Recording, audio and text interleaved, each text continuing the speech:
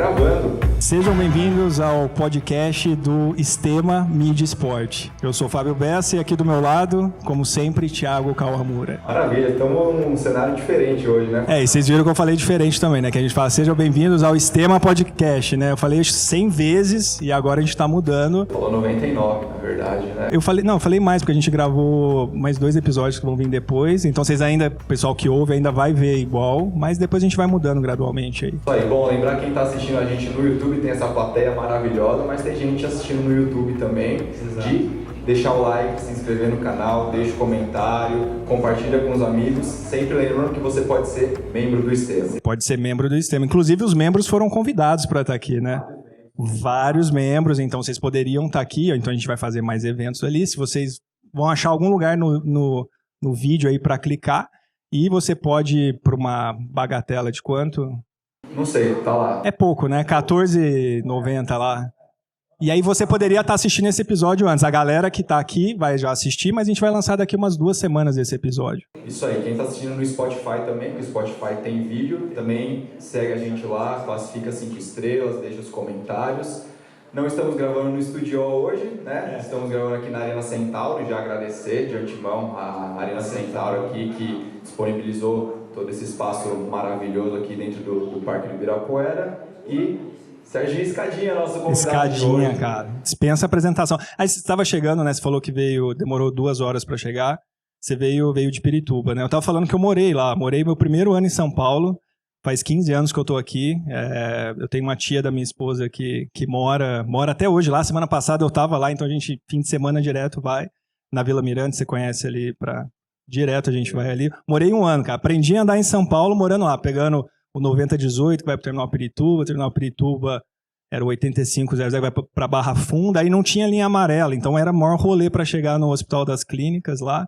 Então meu primeiro ano de São Paulo foi em Pirituba, e eu tava falando que o primo dela estudou com seu filho, na mesma escola, cara. Eu tô Mundo achando pequeno, que cara. A minha vida pra depois cara, falar esses não, a gente estudou aqui, ó. Olha o livro ali.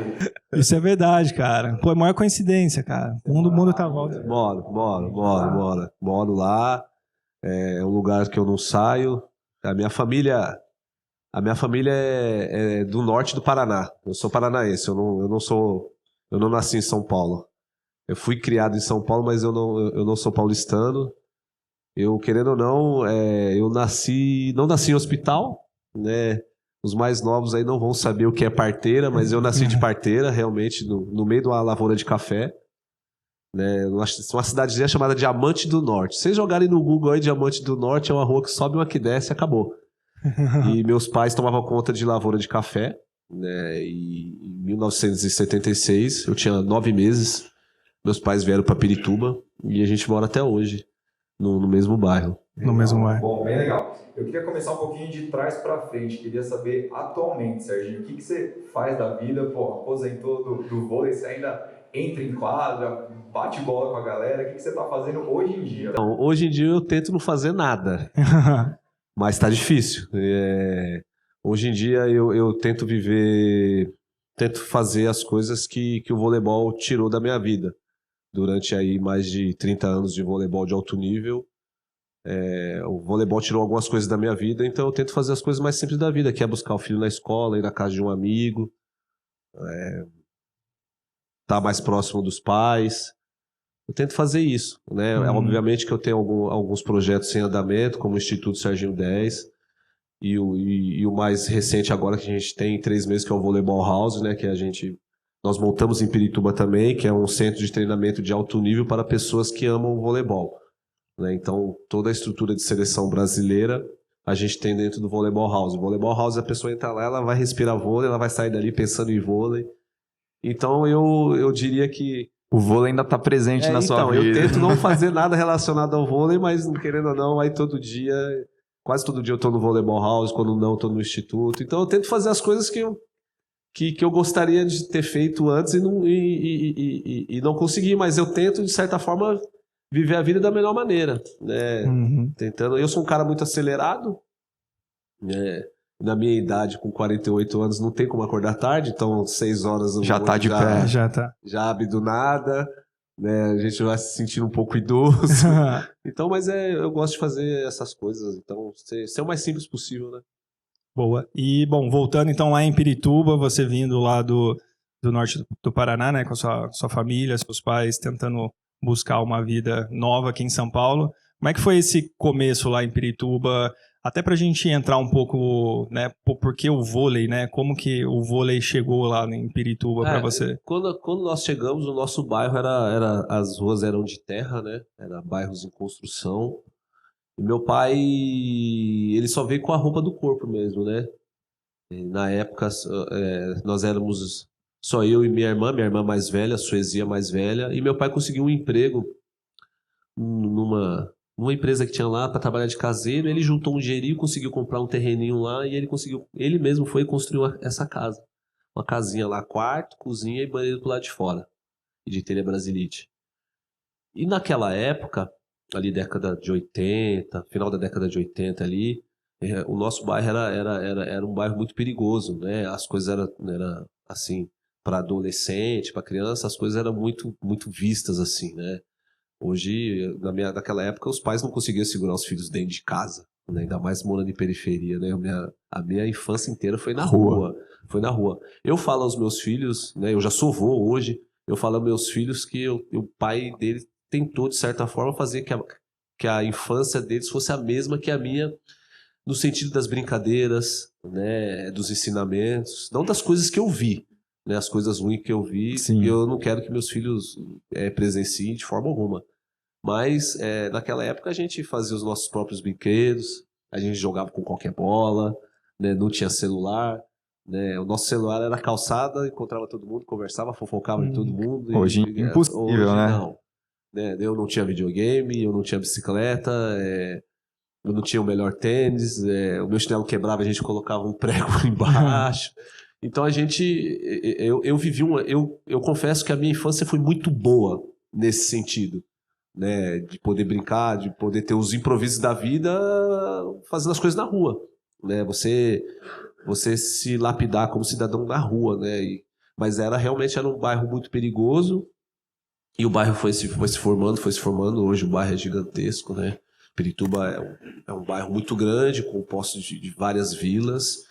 E assim, meu pai analfabeto, minha mãe semi-analfabeta, tive que estudar em escola pública, né, que era bem próximo. Então era aquela época que a mãe tinha que ficar na fila lá Pra conseguir uma pra vaga. conseguir a vaga.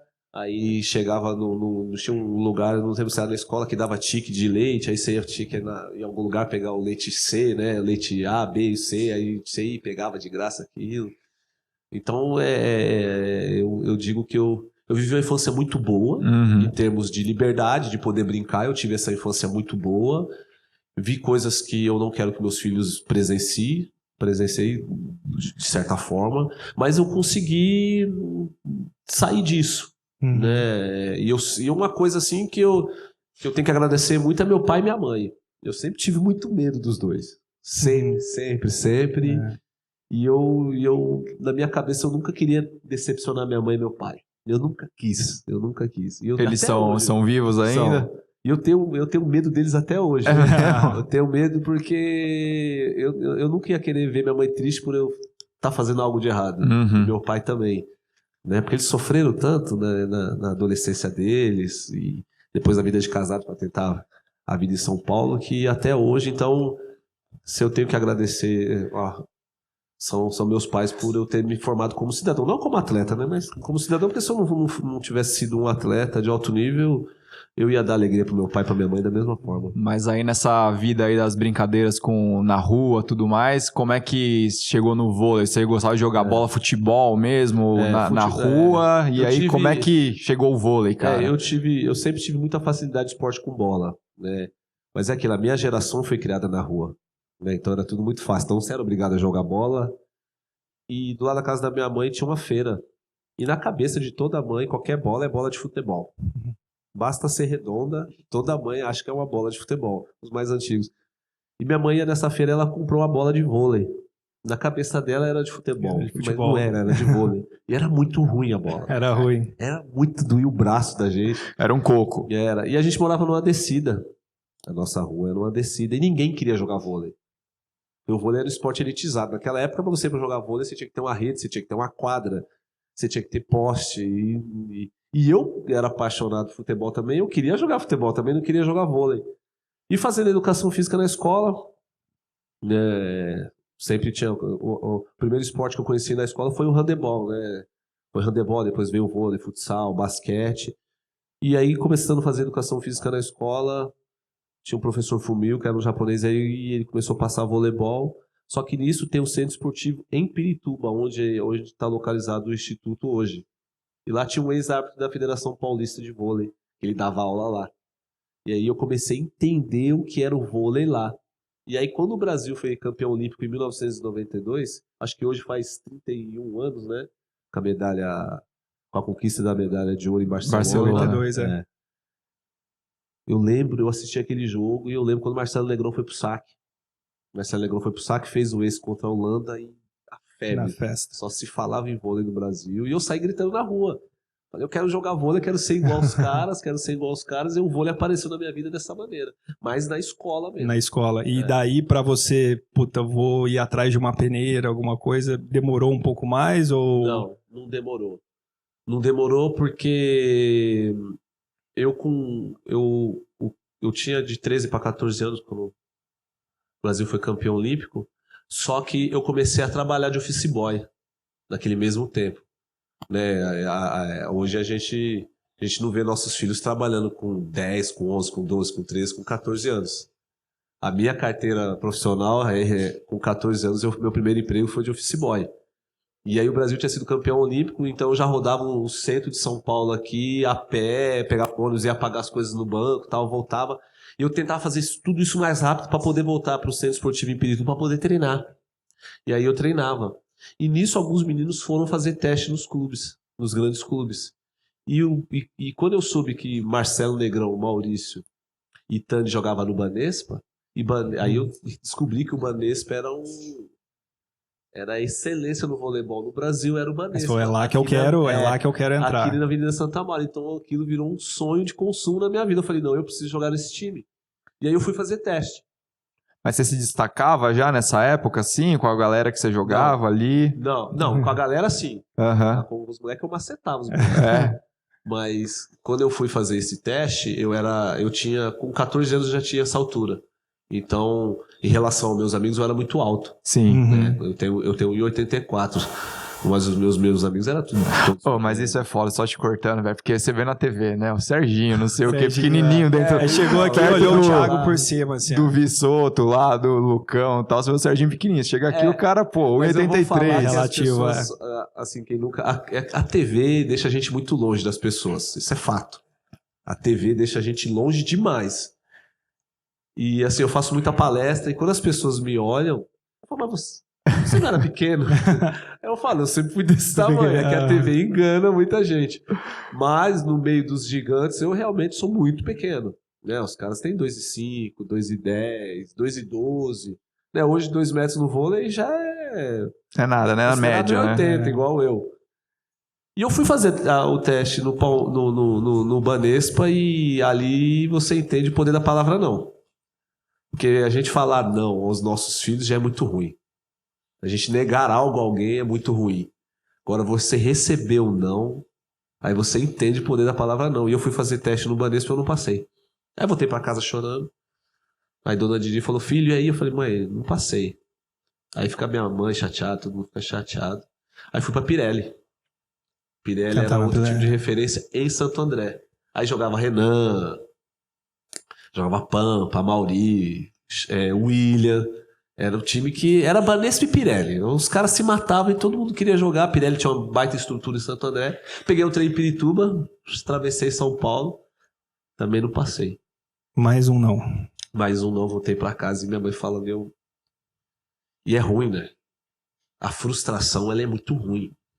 Eu acho que você se frustrar é muito ruim. Eu acho que o pior é você frustrar alguém. Você frustrar alguém também é muito ruim. Então a gente tem que ter muito cuidado. Eu falo isso aos meus filhos, eu falo isso aos meus amigos. Acho que a gente a gente ser frustrado é ruim, mas a gente também o sentimento de frustrar alguém é muito ruim. Então, hoje na minha vida, uma das minhas metas é não frustrar ninguém. E eu voltei para casa e eu tinha que trabalhar. Eu tinha que trabalhar para ajudar meus pais, porque eu via o sofrimento dos meus pais, eu queria de algum jeito. E no final das contas, eu voltei para o Centro Esportivo de Pirituba, estava trabalhando de office boy. O Arnaldo, que era o técnico, que era o professor na época, aí ele falou para mim, você não quer fazer outra peneira? Eu falei, não, Arnaldo. Chega de não. Chega. Falei, eu não quero tomar meu terceiro, não. Falei, não vou. Aí ele falou, vai, eu perguntei aonde. Ele falou, no Palmeiras. Eu falei, eu não vou, sou corintiano. Não dá Corinthians, né, mano? Falei, não vou. Corinthians também. Ainda mais naquela época, né? Que ainda era mais aforado. E uma coisa, eu sou corintiano, doente. Mas, assim, a gente não deve levar o fanatismo do futebol pra vida. A gente não deve fazer isso nunca. E eu não tinha muita informação na época. Eu era corintiano e não queria saber. E fui. Mas eu fui na intenção de fazer tudo errado pra não passar. Sensacional. Queria, mas não queria, levando né? esse fanatismo pra vida. Isso a gente não faz. A gente não faz, né? Porque a pessoa come salada, a outra come carne, você vai odiar a pessoa porque ela come carne, porque o outro come salada. E naquela época, a gente vê esse fanatismo hoje, as pessoas se matando, né? O esporte, futebol, que é um esporte maravilhoso, onde você reúne algumas pessoas, vamos lá, 50 mil dentro de pessoas, são 50 mil sentimentos, e as pessoas estão se matando, não é? Você pode sair com um sentimento positivo, legal, meu time ganhou, você pode sair com um sentimento de tristeza porque perdeu, mas a certo ponto de você sair no tapa com outro cara, você brigar com outra pessoa, isso não existe. E naquela época, eu tinha isso na minha cabeça, e eu fui pra fazer tudo errado. Cheguei no Parque Antártica, tinha uns 300 meninos, vaga pra 14. Não vou pegar. Já não vou passar, beleza. Aí deram uma ficha, eu falei, quer saber? E naquela época a altura era fundamental. Você tinha que ser alto pra jogar voleibol. Os caras viram eu desse tamanho aqui e falaram assim... Eu falei, bom, beleza, eu vou entrar, mas já vou me reprovar, vou sair fora desse lugar. Peguei a ficha, coloquei lá Sérgio Dutra dos Santos. Acertei meu nome. Aí a altura, eu falei, e agora?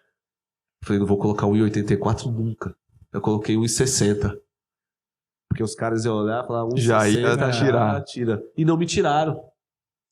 Aí começou a fazer os fundamentos e tal, e eu fui esquecendo que eu tava dentro do Palmeiras. Fui esquecendo. Só lembrava quando o símbolo tava no chão, eu passava perto dele lá. Eu falava, meu Deus do céu. Nossa. O símbolo do Palmeiras aqui. No final das contas, de 300 foram ficando 250, 250 foram ficando 100, e eu tava no meio do 100. Teve uma hora que eu olhei pro céu e falei, Deus, não brinca com coisa séria. Eu não quero passar. Passei. Passou. Falei, não é possível. Peguei um ônibus, voltei pra Pirituba. Tá minha mãe no portão, me esperando. E aí, Sabe aquele filhão? olhar de felicidade? Aí, filho, e aí, passou? Falei, mãe, não passei. Só que não dá pra mentir pra mãe. Ela sacou ali Não na hora. adianta. Se alguém já mentiu pra mãe aqui, deu errado. Eu tenho certeza. Não adianta, porque elas sabem de tudo. No olhar, ela sabe se você tá aprontando ou não. Aí eu falei, mãe, não passei. Ela olhou pra minha cara, vem cá. As outras 2 vezes você chorou. Puta.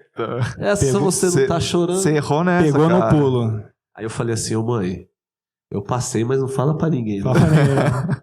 Meu pai é palmeirense, meu irmão é palmeirense. Puta. Ela já gritou na Os caras hora. felizes. Filho!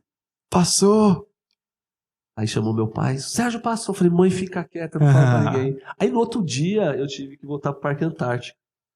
E aí lá tinha um diretor de esportes terrestres, se chamava Carlos Camal. Aí ele chamou todo mundo e falou, Sérgio, você é o único que falta tirar a foto pra fazer a carteirinha da federação pra poder entrar no clube. Aí cheguei lá, tinha um fotógrafo, ele já me deu a camisa pra botar Palmeiras. a camisa pra tirar foto. E aí? Aí eu falei, moço, tem que tirar foto com a camisa. Aí no final das contas eu tirei a foto. Você tem ainda essa carteirinha? Eu tenho, ainda? mas eu não mostro pra ninguém. Eu não deixa ela... Mas eu tenho. Você não trouxe junto aí, não? Não, nunca se sobreviver. Mas foi uma coisa, aquilo que eu falo. Uma coisa que a gente tem que ter na vida é gratidão.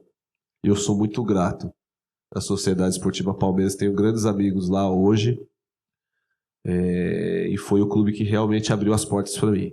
Então eu tenho uma gratidão gigantesca por esse clube. Meu pai trabalha lá, tem 20 anos, tem mais de 20 anos que meu pai trabalha lá. Caramba. Já aposentou meu pai aposentou e ele continua trabalhando, ele não quer parar de trabalhar. Não larga o osso. Não quer parar de trabalhar. E tenho grandes amigos, é um clube que realmente me abriu as portas. Tenho um carinho gigantesco pelo Palmeiras, apesar de ser corintiano, eu tenho um carinho gigantesco.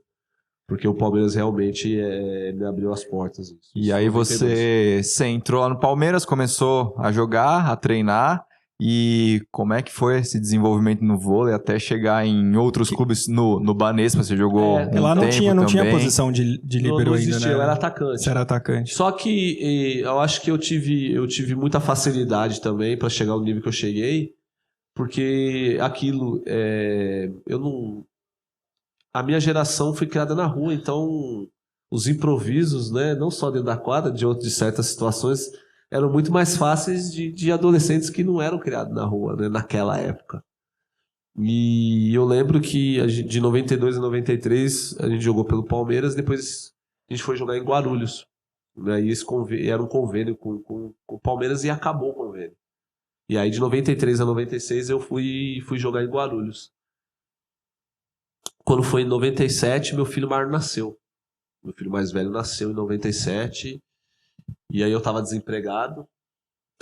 Tinha que ajudar minha família. Eu tinha saído de casa, tava morando de aluguel. Tinha que ajudar minha família, ferrado. E eu jogava em Guarulhos, o time que tinha acabado. Aí o Chicão, amigo meu, que hoje ele é técnico, ele jogava comigo em Guarulhos, tinha sido contratado para jogar em São Caetano.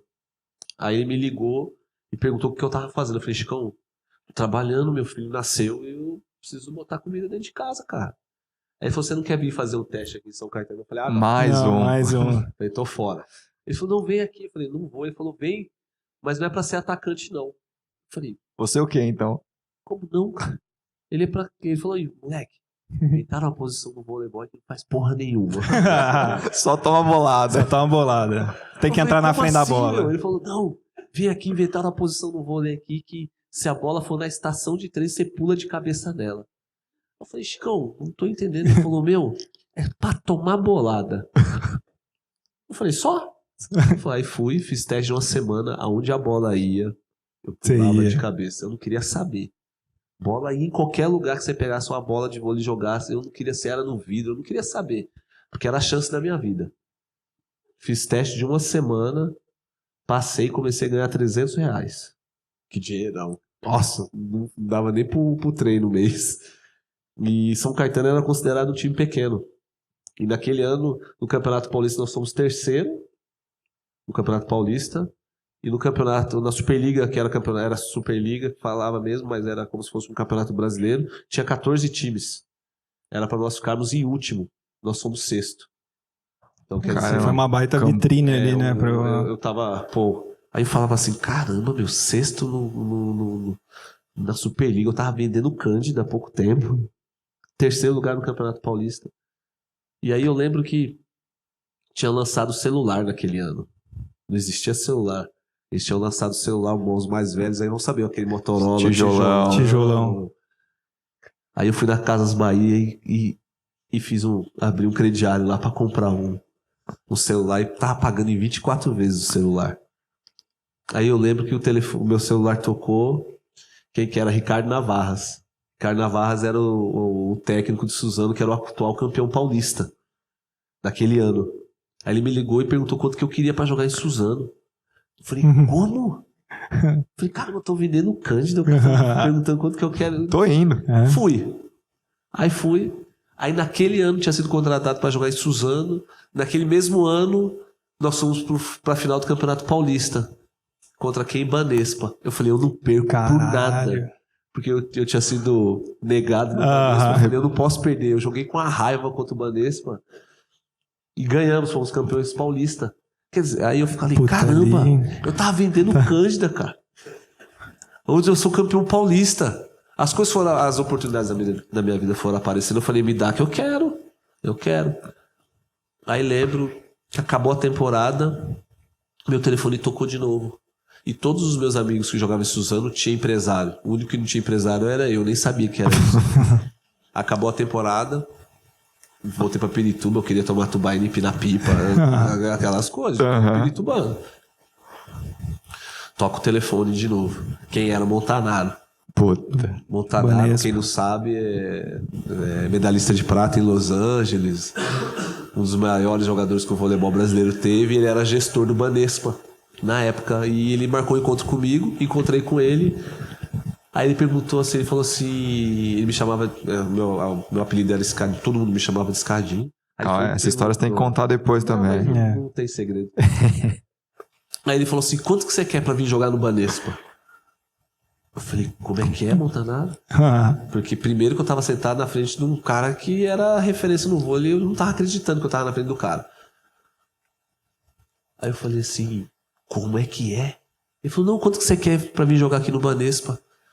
Eu falei, pô, Monta, Vocês me deram um monte de não. Cara. Eu vim aqui fazer teste, vocês nem olharam pra mim. Ele falou, não, quanto que você quer? Aí eu falei, eu não quero nada, não. Eu jogo de graça. Aí ele falou, como assim você joga de graça? Eu falei, não, eu jogo de graça. É meu sonho. É meu sonho vestir essa camisa. Aí ele falou, você é louco? Eu falei, sou. Eu falei, sou louco, meu sonho é vestir essa camisa. Como eu tenho certeza que muitas pessoas aqui querem estar trabalhando numa instituição, querem estar fazendo algo sério, tem projetos na vida, querem estudar numa boa faculdade, querem trabalhar numa instituição legal, querem se formar, querem virar atleta. Meu sonho era vestir aquela camisa. Eu nem sei, te juro, eu não lembro quando foi meu contrato na época. Eu sei que eu assinei. Fui no escritório que tinha lá do Banespa, peguei o material de treino, coloquei a camisa de treino, eu andava em Pirituba 24 horas com a camisa do Banespa. Eu ia na missa de Banespa. Felizão. Eu ia no shopping de Banespa. Meu amigo casou, eu tava de Banespa. Eu não queria saber, eu queria mostrar pra todo mundo Você conseguiu. que eu tava jogando no Banespa. Não queria saber, porque era... E no final das contas, naquele ano isso foi temporada 2001. Aí naquele ano ali, a gente tinha sido... Aí a gente foi pra final do Campeonato Paulista. Contra quem? Meu ex-time, Suzano. De novo, eu falei, eu não posso perder pro meu ex-time. Aí, bicampeão paulista. Eu falei, caramba, bicampeão paulista. Eu tava vendendo Cândida. Tudo dando certo. Muito raro. Depois de dar vários errados, tudo dando certo. E aí eu fui, de certa forma, eu fui entendendo qual que era a minha função dentro do voleibol naquele momento. Porque eu não era o protagonista. Nunca fui protagonista. Mas eu era muito importante pro sistema. Eu era importante pro sistema. Eu botei isso na minha cabeça. E aí eu lembro que o Bernardinho era técnico da seleção feminina. E aí em 2001 ele saiu da feminina e assumiu a seleção masculina. E aí saiu a primeira convocação. E aí eu tô dirigindo, tô indo pra Avenida Santa Amaro treinando no Banespa. Quem me liga é a Érica. Hoje ela trabalha no Sport TV. Na época eu não sei se ela trabalha na Folha, no estado de São Paulo. E aí ela me ligou. Porque ela era repórter, e ao mesmo tempo que ela era repórter, ela era tiete. Ela sabia tudo de voleibol e ela se aproveitava. Eu falo pra ela, você se aproveitava, é minha amiga. Você se aproveitava que você era repórter, você tinha o telefone de todos os atletas de vôlei, só pra ligar pros caras. E é uma amigona minha, e ela me ligou. E ela pegou e falou assim, ô Escadinha, tudo bem? Eu falei, ô Érica, tudo bem. Eu falei, tô indo treinar agora. Ela falou, você viu a convocação? Eu falei, Érica, nem sei quem o Parreira convocou. Eu achei que ela tava falando de futebol. Ela falou, não, moleque, tô falando de vôlei. Eu falei, não. Ela falou, o Bernardinho te convocou. Eu falei, tá de sacanagem? Você conhecia o Bernardinho? Não. Ela falou, o Bernardinho te convocou. Eu falei, não, Érica, não, impossível, eu nunca vi o Bernardinho de perto, como é que o cara vai me convocar? Ela falou, tem uma lista aqui de 23 nomes. Seu nome é o último. Eu falei, não, Érica, é impossível. Ela falou, não, seu nome é o último. Ela falou, você acha que eu tô mentindo? Eu falei, só pode, Érica. Eu vi que eu tava vendendo Cândida anos atrás. Como é que eu tô numa seleção brasileira? Ela falou, vamos fazer o seguinte. Se você foi convocado mesmo, a sua camisa da seleção, a primeira camisa da seleção você me dá. Aí ela aproveitou, né? Ela aproveitou. Se ela se aproveitou. Até hoje. Você foi injusto. Beleza. Falei, não, tá fechado. E eu fui com esse negócio na cabeça. Cheguei no Banespa, entrei no ginásio, não tinha ninguém. Falei, pronto, errei o horário do treino, ou o treino já foi, não é possível. Aconteceu alguma coisa. Não tinha ninguém. Passei por debaixo da rede, fui em direção ao escritório, que era no fundo da quadra. E os meus amigos que jogavam comigo, tava todo mundo na arquibancada, com ovo e farinha de trigo. Ixi, Eles estavam jogando na minha cabeça, falando que eu tinha sido convocado. Aí você acreditou. Deram um trote, não sei lá. Não é possível que eu fui convocado. Não tinha acreditado. Ainda não. Não. E aí, Aí entrei dentro do carro, os caras me liberaram, entrei dentro do carro todo sujo. Falei, caramba, eu tô numa seleção. Não tô numa seleção. Voltei pra Pirituba, fui falar com a minha mãe. Na hora que eu entrei na rua da minha mãe, todo mundo jogando minha mãe pro alto. Como se fosse trio elétrico. Salvador. E minha mãe chorando, falando, filho, você foi convocado. Eu falei, mãe, mas tem que jogar eu, pô. E minha mãe chorando. Eu falei, não é possível. Aí você acreditou. Não acreditei. Quando que você acreditou, velho? Quando você foi convocado. Aí me ligou o Luiz Fernando, que na época ele era diretor da Confederação Brasileira, ele me ligou, carioca, sotaque de carioca, Sérgio, que é o Luiz Fernando, aquele negócio. Falou, você tem que estar na Gustavo Sampaio, número tal, hotel tal, domingo, tal hora. Isso era de noite, tinha que entrar às 11 horas no hotel. Peguei a última ponte com Congonhas, fui pro Rio, peguei o táxi Santos Dumont, cheguei no hotel, falei, moça, mandaram eu vir aqui. Aí a moça, fazer o quê? Eu todo errado, eu tava perdido. Ela falou, tá, passa seu nome. Aí passei meu nome, Sérgio Dutra dos Santos, ela não achou nada. Aí, vou dormir na areia. Na recepção do hotel. Na recepção do hotel. Ela falou, moço, você faz o quê? Eu falei, eu jogo vôlei. Ela falou, tá, peraí, tem uma lista aqui. Aí meu nome tava. Ela, tá, achei aqui. Ó, seu quarto é o 1404. Você tá com o seu Maurício Lima. Só ele, só. Aí eu falei, o Maurício do vôlei tá aí? Ela falou, tá. O Maurício eu falei, não, do vôlei. no quarto comigo? Ela falou, tá. Eu falei, não, eu não pode. E eu tinha começado a jogar vôlei por conta do cara. Ele tava em 92, né? Aí eu falei, ô moça, você tem certeza?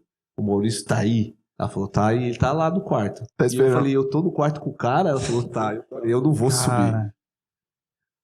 Aí eu falei, moça, eu joguei vôlei por conta desse cara. E eu comecei a jogar vôlei pela geração do Maurício. E o Maurício naquela época, ele era o melhor levantador do mundo, melhor jogador do mundo. Tudo melhor do mundo era o Maurício. Eu falei, como é que eu vou encarar esse cara agora? Ficar no mesmo quarto. No mesmo quarto, com o ídolo. Eu vendia Cândida, cara. Eu tava o cara era campeão olímpico. Pronto. Subi pro 14º andar. Parei na porta do 1404. E fiquei lá. Não apertei a campanha pra nada. Ficava olhando, tava querendo me dar diarreia. E eu, nervosismo, e as pernas pesavam. E eu, e agora? E vai. No final das contas, apertei a campainha. E se um dia vocês encontrarem o Maurício e ele falar que é maior que eu, ele é mentiroso. É mentira. Ele é do mesmo tamanho que... Ele é da minha altura. Ele não é maior nem menor, ele é da minha altura. E aí ele abriu a porta e falou, Maurício, tirou uma foto comigo. E aí eu comecei a chorar. E aí ele me abraçou. Eu falei, pô, Maurício, você me conhece? Ele, lógico que eu te conheço. Ele falou que me conhecia. Eu falei, não, cara, eu te conheço. E começou aquele negócio aí. Ele falou, não, para de chorar. Não começa com esse negócio, não. E de 2001 a 2004 eu dividi quarto com o Maurício, foi meu companheiro de quarto. Puta, que demais, cara. Defesa. E aí? E os primeiros treinos lá no Rio, dessa primeira ida lá com o Bernardinho, como é que foi pra você? Que a gente ficou sabendo de umas histórias ali que você... Ele é sangue no zóio mesmo? Então... Ele deixou você, pô, o cara vomitando, passando mal. O voleibol é... No meu primeiro treino, ele tinha marcado o treino às 8 da manhã. Aí todo mundo acordou cedo. E aí eu tinha dormido ali com o Maurício. E aí a gente foi pro café da manhã, umas 6h30, aí tava lá Giovanni, cara. Marcelo Negrão, e eu olhando os caras na mesa, e eu falei, caramba, com quem que eu tô? É coisa de louco. E Gilson também tava. Aí tinha uns meninos mais novos, que eram o André Nascimento, Henrique, que nunca tinha sido convocado pra seleção adulta, mas tava Dante, Rodrigão, os caras tinham vindo da seleção juvenil naquela época e já frequentava a seleção adulta, Naubert, Ricardinho. Aí eu falei, caramba, e eu todo errado, né? Eu todo perdido no meio dos caras ali. Aí pegamos 2 vans e fomos pra uma estação do corpo, uma academia que tem lá no Rio e que tinha quadras de areia. E voleibol, querendo ou não, 60%, 70% do público é feminino. Mulher ama muito o voleibol, assim, o público. o público, né? E o Maurício, o Giovanni, os caras considerados muso. O Maurício, eu já falei pra ele, Maurício, você é feio. Eu não sei o que você quer, você acha que você é muso. O Giovanni, beleza, mas você não. E aí, o que aconteceu? Os caras muito fortes. Aí começamos a treinar na areia, os caras começaram a tirar a camiseta. Pra se mostrar. Sol. Não é pra se mostrar, não, pra treinar no sol sem camisa. Eu falei, eu não vou tirar. Falei, eu não tiro. Eu tinha essa altura, mas eu tinha 75 quilos na época. Vareta. Eu falei, não, eu não vou tirar a camisa aqui por nada, os caras vão achar que eu sou boleiro. Eu não vou tirar. E os caras começaram a me zoar. Aí eu lembro que o Anderson e o Norberto falaram, não, tira que os caras arrancaram minha camisa, eu todo magrelo, tudo errado. Eu falei, filha da mãe, os caras estão me zoando, né? Porque era o começo eu era o mais novo ali, eu nunca tinha sido seleção brasileira. Começamos a treinar, eu falei, quer saber, meu? Ninguém vai treinar mais do que eu nesse lugar aqui. Esses caras estão ferrados comigo, né? Ninguém me pega na corrida. E eu lembro que o meu primeiro treino, eu passei mal. Eu vomitei, que eu tava treinando sozinho de um lado da quadra e a galera tava do outro, e eu vomitei. E eu peguei e falei assim, eu tô passando mal. Aí eu vi um lixo, e eu fui lá correndo e vomitei, e voltei. Aí o médico veio, o Bernardo veio, o Tabacho na época veio, e aí, como é que você tá? Eu falei, não, tô bom, vambora, já vomitei já. Aí os caras olhou, aí o Bernardo olhou e falou, esse aí. Aí o Bernardo, ele fala pra mim até hoje, quando você vomitou lá, eu olhei pra você e falei, esse é o cara. É esse que aí eu quero junto. E voltei, dei sequência e eu sei que do mesmo jeito que foi esse treino, até meu último treino em 2016 na Seleção Brasileira foi da mesma forma. E o lance do escadinha aí, a gente já sabe um pouco da história, mas acho que a galera não sabe que surgiu esse apelido, cara. É aquilo, a minha infância foi na rua. Então eu falava muita gíria. Hoje eu parei de falar um pouco de gíria, mas eu falava muita gíria. E quando eu passei no Palmeiras, a maioria dos meninos que jogavam comigo no Palmeiras eram sócios 50% era sócio do clube, né? Então eu era o único moleque que estava vindo de bairro. Era um dos únicos. E eu falava muita gíria. E aí teve um lá, do juvenil, que começou a me chamar de trombadinha. Eu tinha o cabelo assim raspado, trombadinha.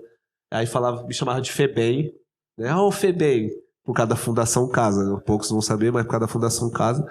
Aí teve um que falou assim, não, ele parece o Escadinha, do Rio de Janeiro, aquele ladrão. Nossa. Criminoso. Cara, eu não tinha acesso na época. Aí depois de muito tempo eu falei, eu vou ver quem é esse cara. Não tem nada a ver comigo. Aí que mas ficou. Não, mas eu nunca liguei. Não tem nada a ver comigo. Eu falei, pô, mas nem parece o cara. Mas é porque eu falava muita gíria. Aí teve uma vez que o pessoal da Globo, a produção da Globo, eu tava no elevador, acho que a gente veio jogar no Ibirapuera, aí o pessoal da Globo pegou e falou assim, ô Escadinha, tudo bem? Eu falei, tudo. O pessoal aqui perguntou se a gente pode mudar seu nome pra te chamar de Serginho na transmissão, porque, pô, ficar te chamando de Escadinha, ficar dando moral pra um bandido, né? Não é legal. Eu falei assim, olha, se vocês quiserem. Fique à vontade. Aí começaram a me chamar de Serginho na primeira Liga Mundial, começaram a me chamar de Serginho. Mas o pessoal do vôlei não me chama de Serginho. É escada. É escada. Bruno, quando passou o contato pra gente, é a escada. O contrato do WhatsApp tá a escada. Todo mundo me chama. Então tá aí, ó. Ninguém me chama de Serginho. Bom, e aí voltando lá pro Rio, primeira convocação, seleção o Bernardinho tinha entrado, né? Tinha sido Olimpíadas de Sydney, o Brasil não tinha ido tão bem ali. E aí como é que foi a sequência ali? Primeira competição mundial, você lembra? Eu lembro que a seleção tinha ganhado em 92 a Olimpíada, ganhou a Liga Mundial em 93, acho que 93 até 2001. Aí ficou um jejum ali. E aí a gente saiu para uma excursão, acho que em Portugal. Aí de Portugal começamos a jogar a Liga Mundial, jogamos em São Paulo. Aí nós classificamos para a fase final, na Polônia. E aí eu lembro que a gente caiu na fase final e eu tava no quarto com o Maurício. E aí o Maurício pegou e falou assim, ô moleque, e o jogo e a semifinal era contra a Rússia.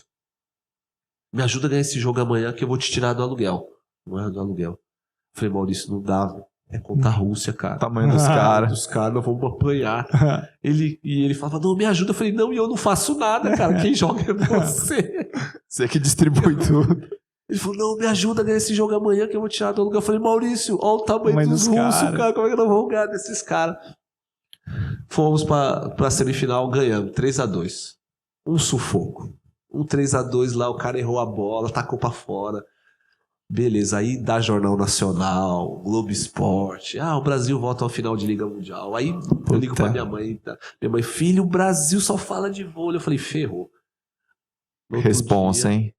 No outro dia eu tô no quarto com o Maurício. Aí o Maurício fala, e a final é contra a Itália. Tricampeã mundial, a Itália. 8 vezes, eles tinham ganhado 8 vezes a Liga Mundial. Aí estamos à noite no quarto, né, que antecedia a final. Aí o Maurício pegou e falou assim pra mim, ô moleque, me ajuda a ganhar amanhã que eu vou te tirar do aluguel. Eu falei, não era contra a Rússia? Ele falou, não, me ajuda. Eu falei, Maurício, é contra a Itália, cara, é tricampeão mundial, nós vamos tomar um pau, nós não vamos nem ver a bola. Rapaz, a gente deu um pau na Itália de 3-0, mais rápido. Buf! Campeões da Liga Mundial. Aí acabou o último ponto e eu comecei a chorar. Aí eu não sabia se eu estava chorando porque era campeão ou se eu ia sair do aluguel. Aí voltamos e tal, o Bernardo deu 3 dias de folga. Aí eu tô em Pirituba empinando pipa, o Maurício me liga. Ô moleque! Falei, o que foi? Você tá enchendo o saco já. Não, já tava assim, né? O que você quer? Ele falou, vai no banco. Eu falei, fazer o quê? Ele falou, vai no banco. Vai olhar sua conta. Vai olhar sua conta. Aí eu fui. Falei, o que tá falando, né, cara? Cheguei no banco, tinha 60 mil reais na época. Aí eu botei a mão na cabeça e falei, nossa, quanto dinheiro. Eu não sabia que tinha premiação. O Maurício sabia que quando ganhava título na seleção brasileira, tinha premiação em dinheiro. Eu não sabia. Botei a mão na cabeça, eu falei, quanto dinheiro, cara? 60 mil reais lá. Pra quem vendia a Cândida, né? Porra. Eu falei, nossa. Aí eu peguei na Avenida Mutina, tava tendo um empreendimento de apartamento lá. E eu cheguei de bermuda, chinela, camisa pendurada assim, ou sem camisa. Aí saiu um monte de corretor. Os caras me assustaram, né? O cara entrando lá sem camisa. Aí veio um corretor e falou, pois não. Eu falei, moço, quanto custa um apartamento? Aí o cara falou, custa 58 mil. Eu falei, me dá um. Me dá um. E ainda tem troco ainda, hein? Aí o cara falou, o quê? Eu falei, não, me dá um. Ele, como assim? Eu falei, me dá um. Ele, isso é louco. Eu falei, quanto custa? Ele, 58 mil. Eu falei, não, vai sobrar 2 mil.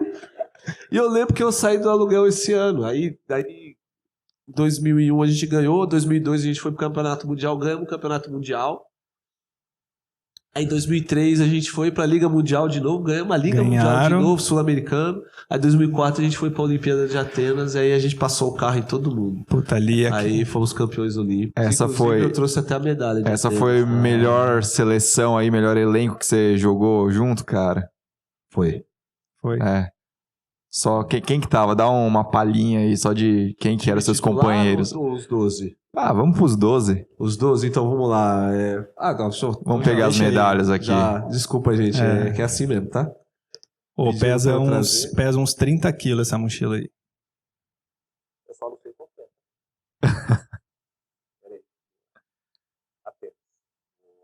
Nossa. Pode passar pra galera, tá? Só devolve, cara. viu? Ó, cuidado aí, cadê a segurança? Ó, cadê o segurança? Fecha a porta lá. 2004, então vamos lá. Levantadores era Maurício e Ricardinho. Opostos, André Nascimento e Anderson. Ponteiros, Giba, Naubert, Dante e Giovanni. E centrais, Gustavo, André Heller e Rodrigão. E o líbero era uma cadeira.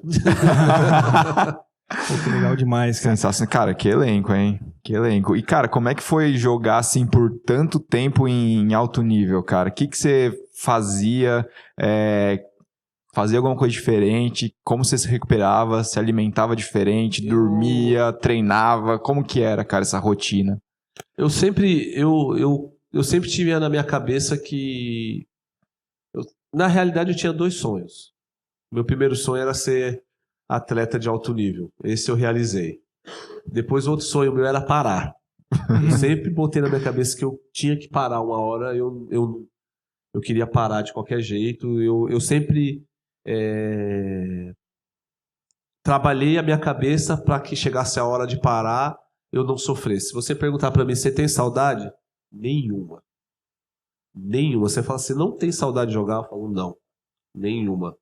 Você faria tudo de novo? Faria, mas eu não tenho saudade. Eu tenho saudade dos meus amigos, porque a seleção brasileira é como se fosse uma escola, uma faculdade onde você faz grandes amigos, você sente falta dos caras. Você sente falta dos caras. Mas daquela pressão, porque querendo ou não, psicologicamente É uma faz pressão, mal, claro. te faz mal. Eu não tenho saudade disso. Eu não quero ativar esse lado competitivo meu de alto nível. Eu não quero mais ativar isso na minha cabeça, no meu coração. Eu tenho que realmente olhar no olho do cara e tentar assustar o cara. Era assim, comigo era assim. E assim, eu sempre tinha assim, voleibol é um esporte que treina demais. Treina 2 vezes por dia, de manhã e de tarde. E líbero treina mais que os outros. O voleibol, é o que eu falo, o voleibol me deu muita coisa, mas me deu 4 parafusos nas costas também. Então vocês estão vendo, toda hora eu tô aqui, ó. Trocando de posição. Conta da minha artrodese. Então os parafusos tem hora que dá uma gritada aqui, eu tenho que ir lá se ajeitando. Mas eu sempre fui um cara que eu nunca fumei, eu nunca bebi. Todo treino da manhã, depois do almoço, eu sempre dormia entre 1 hora e meia, eu sempre dormia. Eu desligava meu celular, ninguém falava comigo.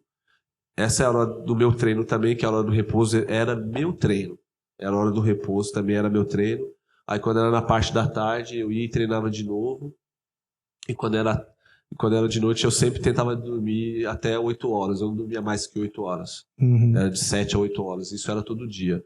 Então, acho que uma das coisas que fez com que eu jogasse por mais, parando de jogar com 42, 43 anos, mas eu podia jogar, até hoje eu poderia jogar em alto nível, mesmo com 48 anos, hoje, se deixar eu treino 2 semanas, eu volto a jogar. É mesmo? Eu me sinto muito bem. Mas eu sempre, agora a minha alimentação, cara, eu nunca fui muito cuidadoso com a alimentação, não. Eu sou daquele cara que o que tiver na mesa eu como. Se não tiver nada, tá tudo certo. Se for ovo, eu como. Se for um prato bom, eu como. Se não for também, o que tiver, tá tudo certo. Eu nunca... Porque treinava demais. Mas eu sou chocolate. Esse aí acho que era... Ponto fraco. O meu ponto fraco era chocolate. Na Olimpíada... Em todas as Olimpíadas eu levei muito chocolate. Agora do Rio de Janeiro, eu acho que eu te levei uns 10 quilos. Levei mesmo. Com força. Mesmo? Com força. Colocar... Daí o pessoal via e já sabia que eu tinha chocolate. Então perguntava, tem chocolate? Eu... Na hora. E tem alguma história de Vila Olímpica aí, porra? Você com 4 Olimpíadas nas costas aí, tem alguma coisa... A hora que você chega lá, vê, né? Alguma coisa que você pode contar? Não, tem as que não pode, tem as que pode.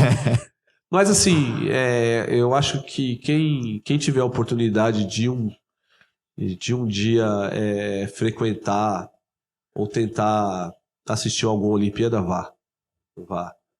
Porque é algo maravilhoso, onde está todos os atletas, pessoas que amam o esporte, não só aquelas pessoas, não só os atletas em si, mas pessoas relacionadas ao esporte, ao alto nível, ao alto rendimento. O mundo para. É um espetáculo, o mundo para. E assim, história, cara, tem um monte. Eu vou contar uma que foi Atenas.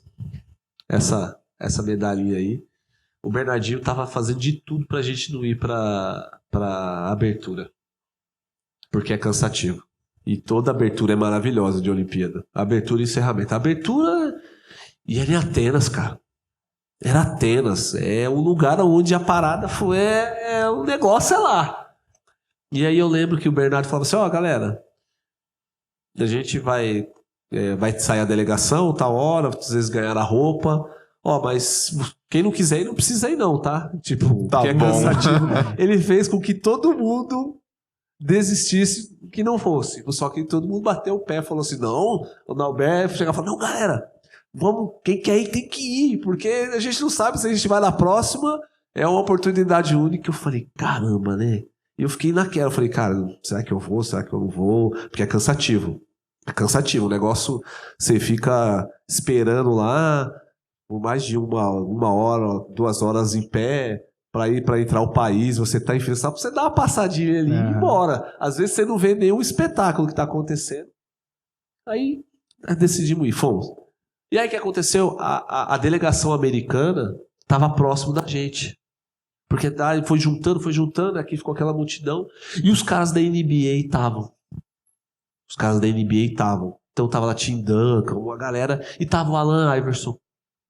E aí a gente tinha levado máquina fotográfica. Aí eu chamei o Anderson, falei, Anderson, vamos lá tirar foto com o cara. E a gente saiu assim, ó, um monte de gente indo nos lugares tirar foto. E aí eu pedi pra tirar foto com ele não quis tirar foto. Eu falei, desgraçado. E ele não tirou foto com ninguém, não foi só comigo, não. Ele não tirou foto com ninguém. Mas sabe que você Pegou birra do cara. Não, sabe que você desapontar? Você ficar desapontado, você ficar desapontado com a situação. Você fala, caramba, meu. A gente assistindo o cara e tal. Enfim, não tirou foto. Voltamos, fiquei com aquele negócio na cabeça. Mas beleza. Começou, fomos campeões e tal. E o voleibol começa no primeiro dia e a final é no último dia.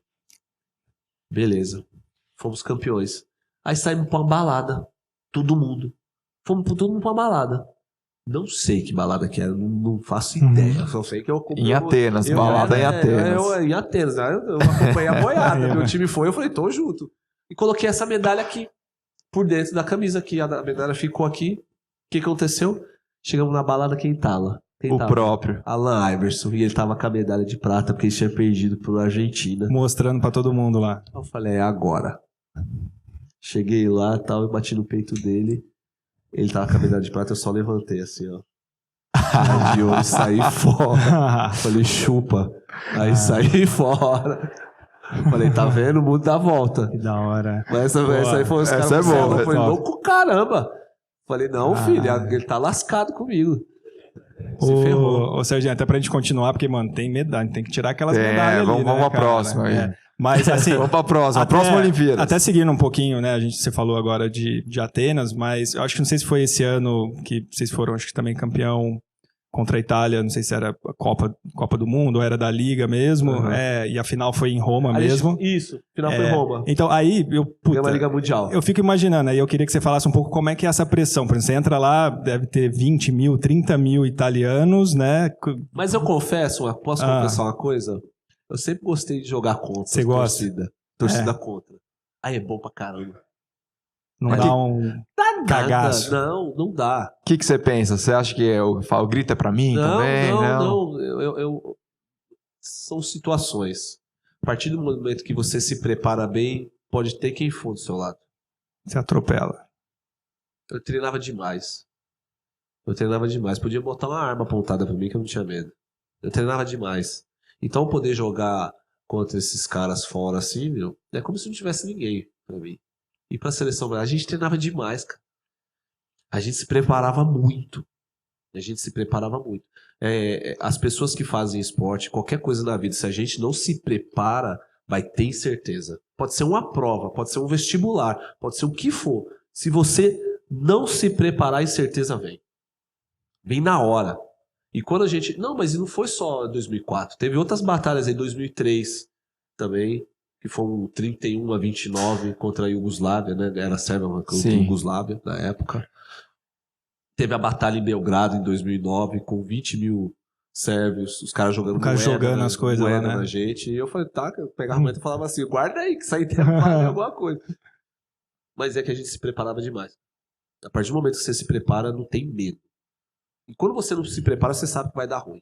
Certeza. E em 2008 e 2012, né, Pequim e Londres aí nas Olimpíadas, que vocês foram prata.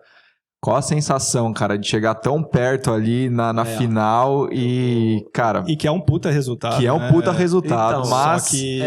eu tenho elas aqui, tá? Eu trouxe também, então já que lá, estamos chegando. Vamos ver tudo. Hoje vocês vão ver tudo, então devolvam, tá, gente?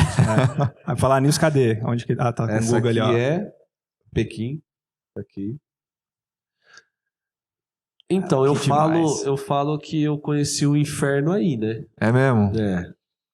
Porque esporte coletivo no Brasil, quando você chega na final e você perde essa final, é fracasso.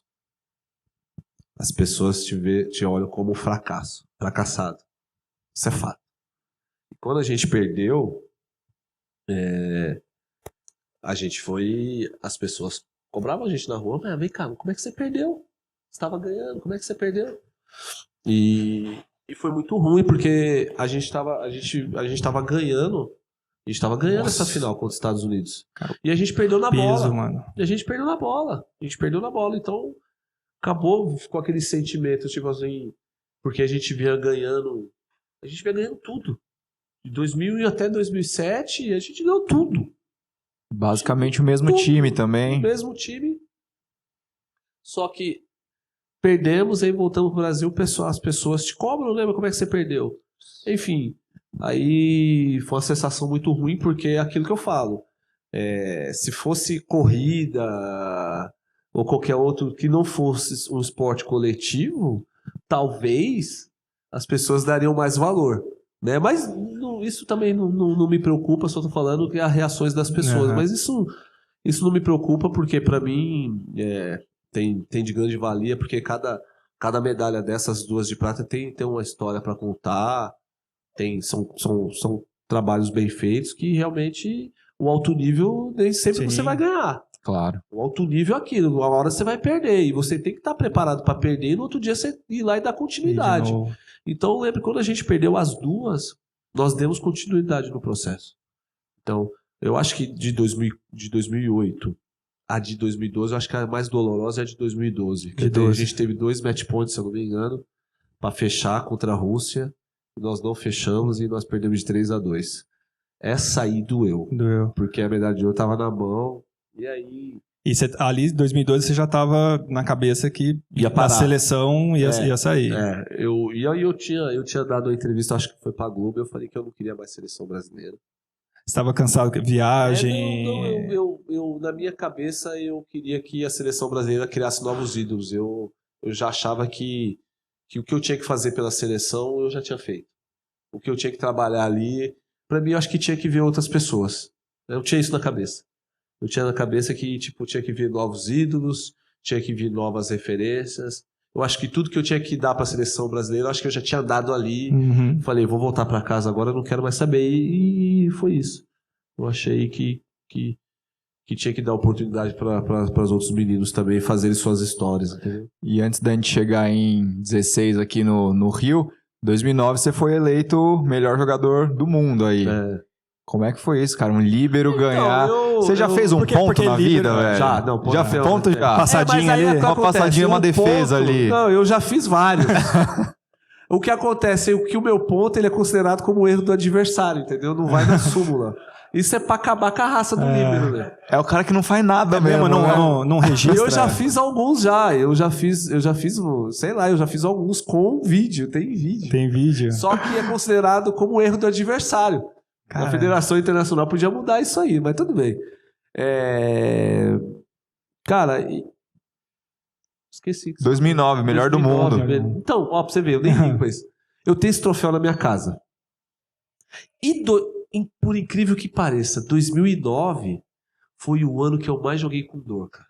É mesmo? Foi o ano que eu mais joguei com dor. Foi o ano que todo dia era um Voltaren ou era um Tilenol. Eu acabei com o meu estômago em 2009.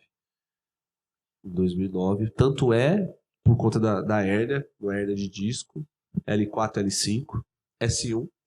Que maravilha. Que maravilha. Então eu começava o treino, eu começava inteiro e eu acabava todo torto. E aí foi um ano que eu joguei com mais dor. E realmente eu joguei muito bem. Fui considerado... Aí fizeram lá as estatísticas, pegaram as estatísticas e tal. E aí, nas estatísticas, o pessoal da comissão falou, você foi melhor passe, melhor defesa e melhor líbero. 3 prêmios, né? Então eu falei, se dane, tô nem aí pra isso aí. O importante era o título, não tinha ganhado o título. E aí, o pessoal, tava todo mundo esperando o melhor líbero, o Sérgio, só que deram pro Russo. Aí, melhor não sei o que, foi dando pros caras.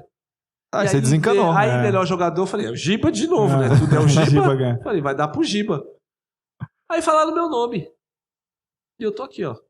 E o cara vai e começa a bater na minha cabeça, o próprio Giba vem e me abraça, cara. Eu falei, melhor jogador de vôlei? Tá maluco, cara? E eu fui. Eu tenho esse troféu lá em casa, eu passo por ele todo dia. E eu fico perguntando, o que você tá fazendo aqui? Porque eu não faço ponto, cara. E aí eu pego o meu celular, faço uma chamada de vídeo pro Giba, o trouxa atende. E aí eu pego e falo, chupa trouxa, eu desliga aqui. Aí ele fala, eu tenho mais uns 10 desse aqui em casa.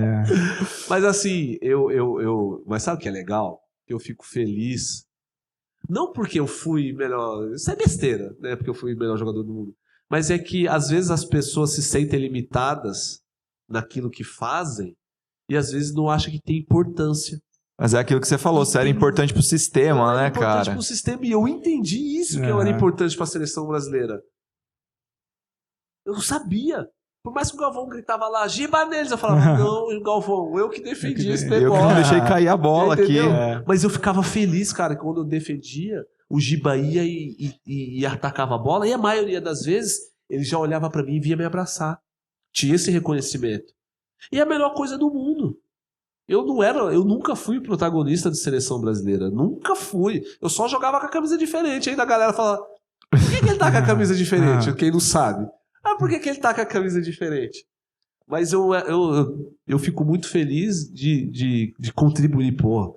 Sabe, você de repente, você prepara um atleta, você tem uma meta a bater e você saber que você contribuiu para aquele trabalho e a coisa aconteceu, é a melhor coisa do mundo. Então eu pensava desse jeito. Eu falava, não, cara, daqui, a parte de trás aqui eu tomo conta. Então no final das contas eu comecei a evoluir dentro da quadra, que eu só não achava que eu não queria, eu não me sentia à vontade só passando e defendendo. Eu queria fazer mais coisa. Eu só não podia atacar e nem sacar. Mas se deixasse, eu tava dando porrada. Mas aí eu comecei a levantar, eu comecei a fazer um sistema de cobertura, eu comecei a ser um técnico dentro da quadra. E então eu escutava o Bernardo, eu brigava com todo mundo. Eu ia te perguntar isso, quem te dava mais trabalho lá para fazer cobertura, tudo? Então, todos. Por quê? Na minha cabeça, eu não podia achar que os caras iam derrubar a bola. Porque se eu achasse que os caras fossem derrubar a bola, na hora que viesse, eles tomassem bloqueio, eu não estava preparado. Então, em todas as bolas, eu falava, esse filho da mãe vai tomar bloqueio. Então, eu já estava ali embaixo. Então, na minha cabeça, nenhum deles ia fazer ponto. Porque se eu fosse com esse sentimento, eu ia desligar, eu ia relaxar. Aí a bola ia bater no bloqueio, ia correr, eu não estava preparado. Então, assim, mas eu enchi o saco de todo mundo. Mas só que, assim, o nosso sistema, principalmente em 2004, eu acho que o único que não atacava era eu. Porque era muito rápido. Era muito rápido. E as pessoas falam assim, nossa, como era bonito de ver os mais velhos. Falam, nossa, como era bonito de ver vocês jogarem. Bom, aquela seleção. Eu falo, não, irmão, não era bonito. Bonito era o treino. O jogo era a coisa mais fácil que tinha, era jogar. Agora, o treino, eu tive a oportunidade de estar lá dentro. Porque tá todo mundo querendo ser o melhor ali, né? Pra ganhar o espaço. Você tá entendendo? Então eu olhava aquilo, cara, os caras se matando entre eles. E eu lembro que tem uma passagem muito bacana, porque o Bernardo é louco. Ele vai assistir, eu já falei que ele é louco, ele sabe, já falei na cara dele que ele tem problema. Algum problema ele tem. Hoje ele não precisa mais me cortar, né? Ele não é mais técnico, então pode falar de boa, pode falar. E via a gente treinando, e ele falava, cara, os caras estão se matando aqui, cara. E eu falo pras pessoas, pô, como é, vocês vão olhar vídeo, vai falar, meu, que seleção jogando. Bonito era o treino, cara. Bonito era o treino, era pancada atrás de pancada, a gente não sabia de onde vinha a bola. Porque de um lado tava o Maurício, do outro lado tava o Ricardinho. De um lado tava o Anderson, do outro lado tava o André Nascimento. De um lado tava o Alberto, do outro lado tava Giovanni. De um lado tava Dante, do outro lado tava Giba. Doido, velho. Gustavo, Rodrigão, você... E agora? E eu tava lá tomando pancada, cara. Eu tava lá tomando pancada. E tem uma história bacana. Eu acho que isso aí foi o entendimento de um sistema, da gente fazer as coisas com o coração. Foi quando o Bernardinho assumiu, o Giovanni ligou pro Bernardo. O Giovanni era o Giovanni Didio, cara. Aí ele ligou pro Bernardo e falou assim, Bernardo, qual que são os seus planos pra mim?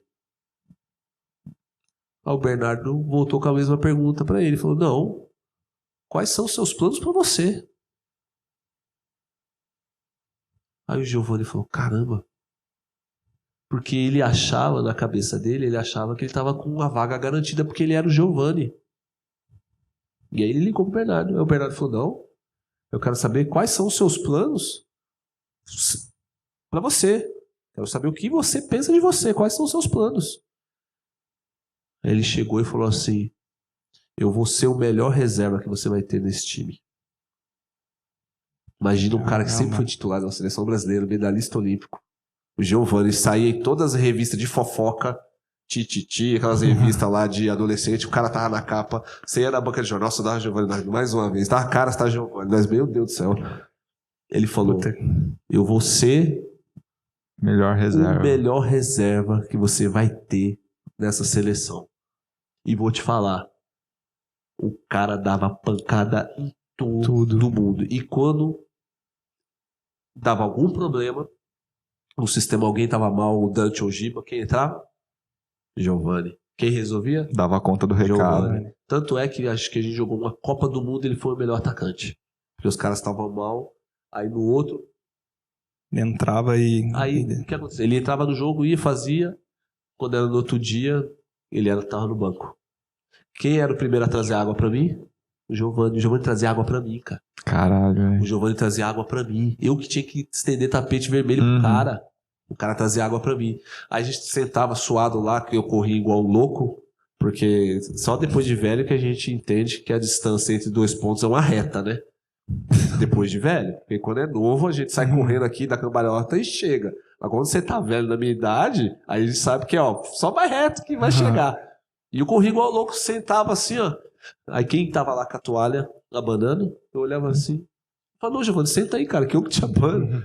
Então foi uma lição assim que esse cara deu pra gente. Então que as pessoas têm que entender que, cara, o processo, né, aquele pouquinho que você vai dar e tudo que você faz diferença demais. Faz muita diferença. Então esse cara deu uma aula pra mim, pra todo mundo, né? Até pro próprio Bernardo. E voltando... Não, pode ir. Pra gente chegar no Rio, né? Falando de treino, muito treino. Você foi depois chamado de novo, Bernardinho, para voltar, né? Pra seleção. E eu vi um depoimento do Bruninho lá falando que, cara, você treinava mais que todo mundo lá. E era um dos mais experientes ali da turma. Cara, como é que foi essa fase ali? Até falar da questão, você falou de reserva, de como é que foi ali antes das Olimpíadas, né, na final que ele te tirou ali, como é que foi aquele momento? Na realidade, isso é uma história que foi muito pesada pra mim, assim, que eu não lembro se foi 2016, a gente ia ido jogar a Liga Mundial e a gente caiu na semifinal contra a França. Semifinal contra a França. E eu joguei a semifinal. E nós ganhamos. Não sei se a gente ganhou de 3-2, eu não me lembro. Mas nós ganhamos. Foi um jogo muito difícil. Jogo muito difícil. Aí a final foi contra a Sérvia, eu acho. Brasil e Sérvia. Aí antes de entrar no jogo, o Bernardo fala, ó, vai sair Bruno e vai sair o Thiago Blender. E eu que tinha jogado a semifinal. Aí eu olhei pra cara dele e ele não falou nada. Aí eu falei, ele tá me tirando da final? Eu falei comigo, né? Aí o Bruno olhou pra minha cara, falou nada. Aí o William olhou pra mim e fez assim. Tipo assim, pô, tá com dor nas costas? Porque a galera achava que eu tava com dor nas costas. Eu falei, não. Eu fechei a cara. Tava pistola por dentro. Aí eu fechei a cara. Ninguém entendeu. Ninguém entendeu. Porque era o time titular. Era a base que ia jogar a Olimpíada. E ele me tirou da final.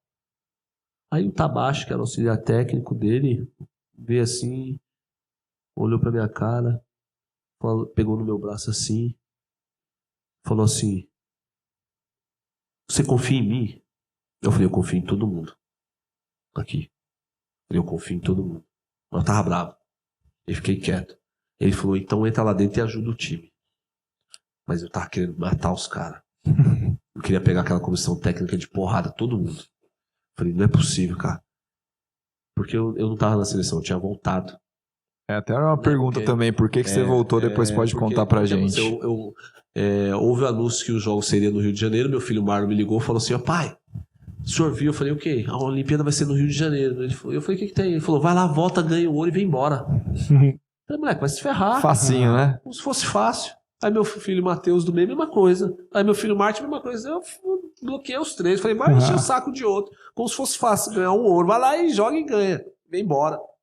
E aí eu lembro que eu voltei, no final das contas voltei. E aí eu não joguei. Mas eu falei assim, beleza. Eu tô querendo pegar os caras de porrada. Eu queria sair no soco com os caras. Com a comissão técnica. Eu falei, não é possível. Eu tô longe da minha família. Eu joguei uma semifinal, foi difícil, a gente ganhou. Eu me preparei pra final e ele me tirou da final. Beleza. Fomos pra quadra e o Tabachi falou assim, confia em mim. Eu falei, eu confio. Falei, confio em você e confio em todo mundo. Ele falou, dá força pros caras lá na quadra. Eu falei, demorou. Mas não conseguia. Eu fechei a cara, mas quando eu entrei, aqueci do jeito que eu aqueci, dei força pro Thiago Brenner lá, fiz o que eu tinha que fazer. Falei, agora é focar aqui e depois a gente resolve.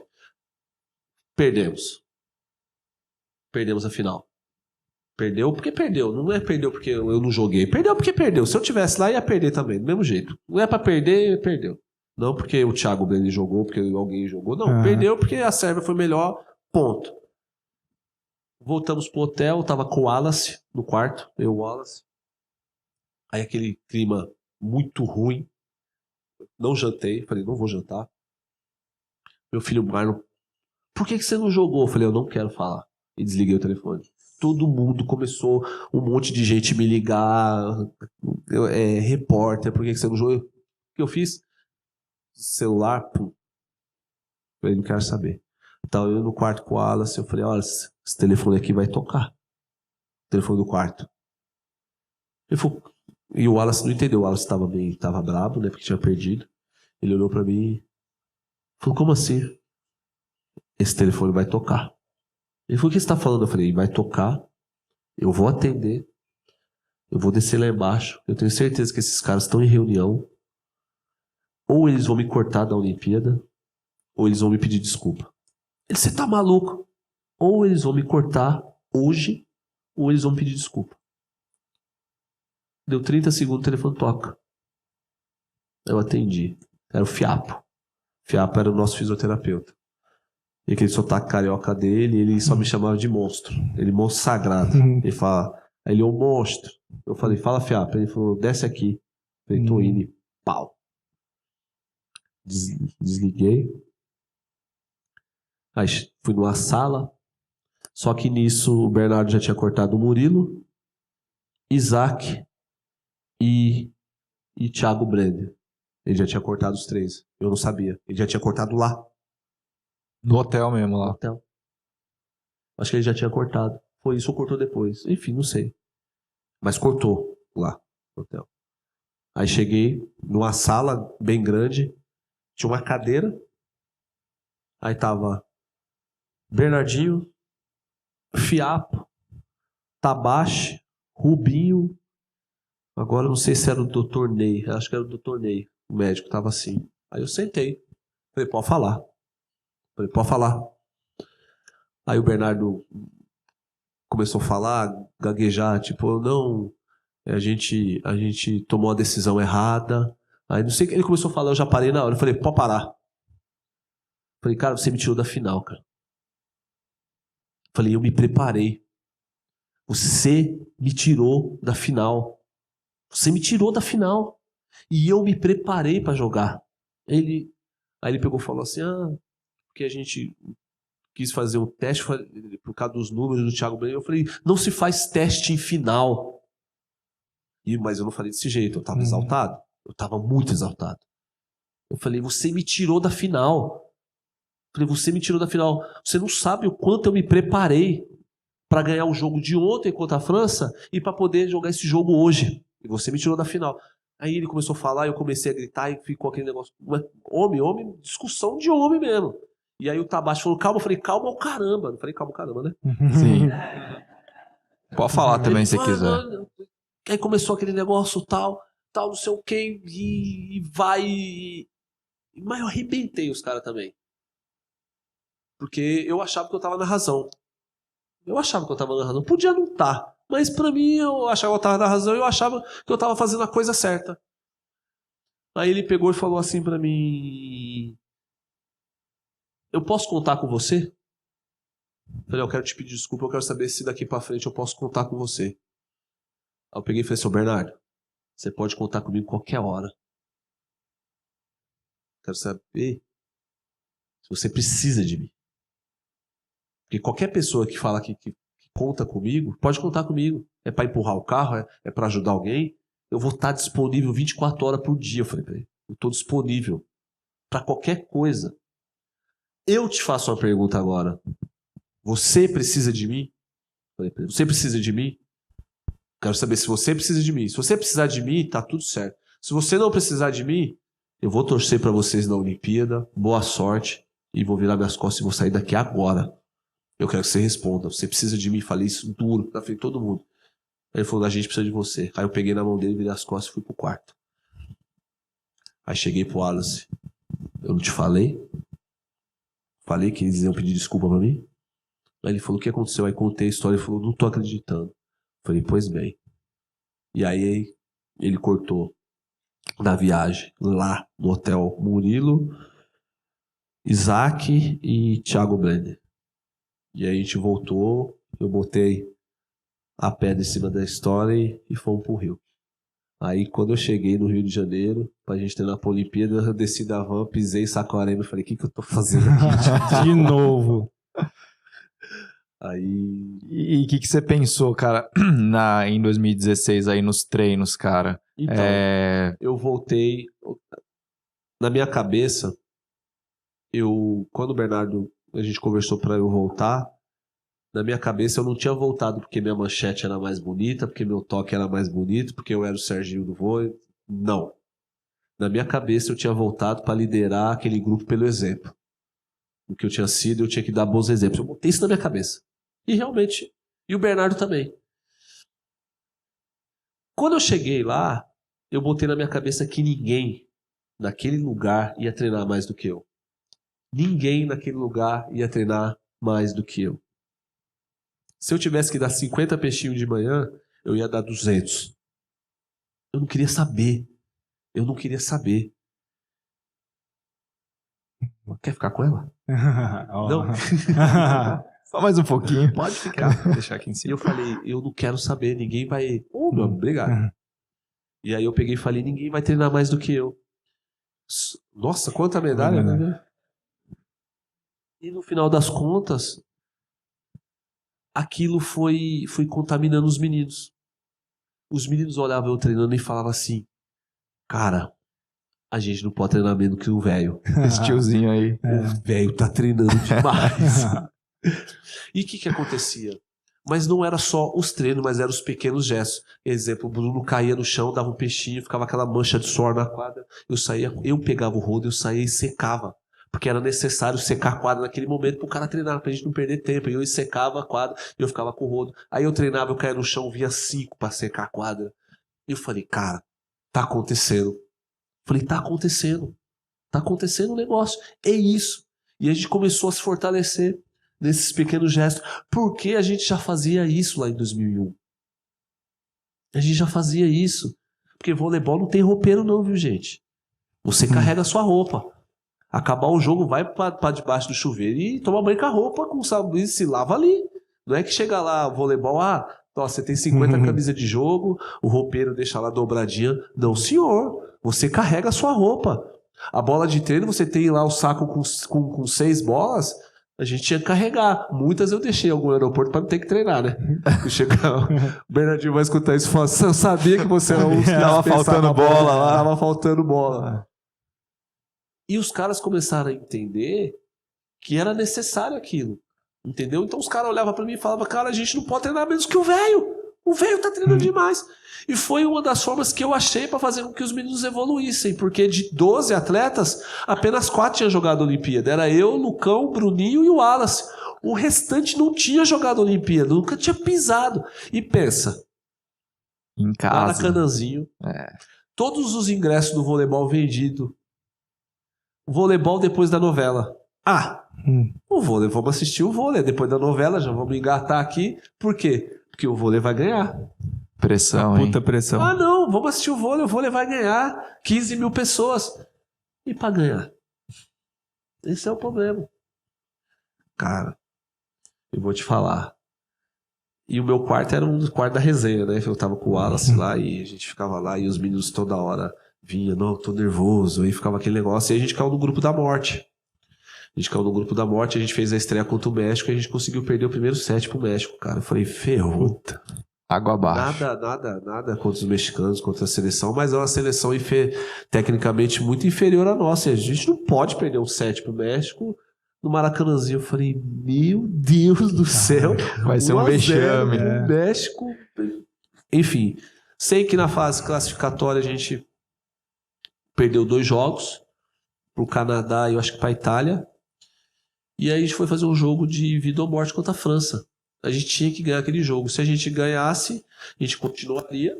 Se a gente perdesse, a gente terminaria a Olimpíada em 9º. Nossa. Se a gente perde aquele jogo, eu não tava aqui hoje.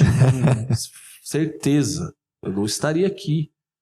A gente ia terminar a Olimpíada em 9º.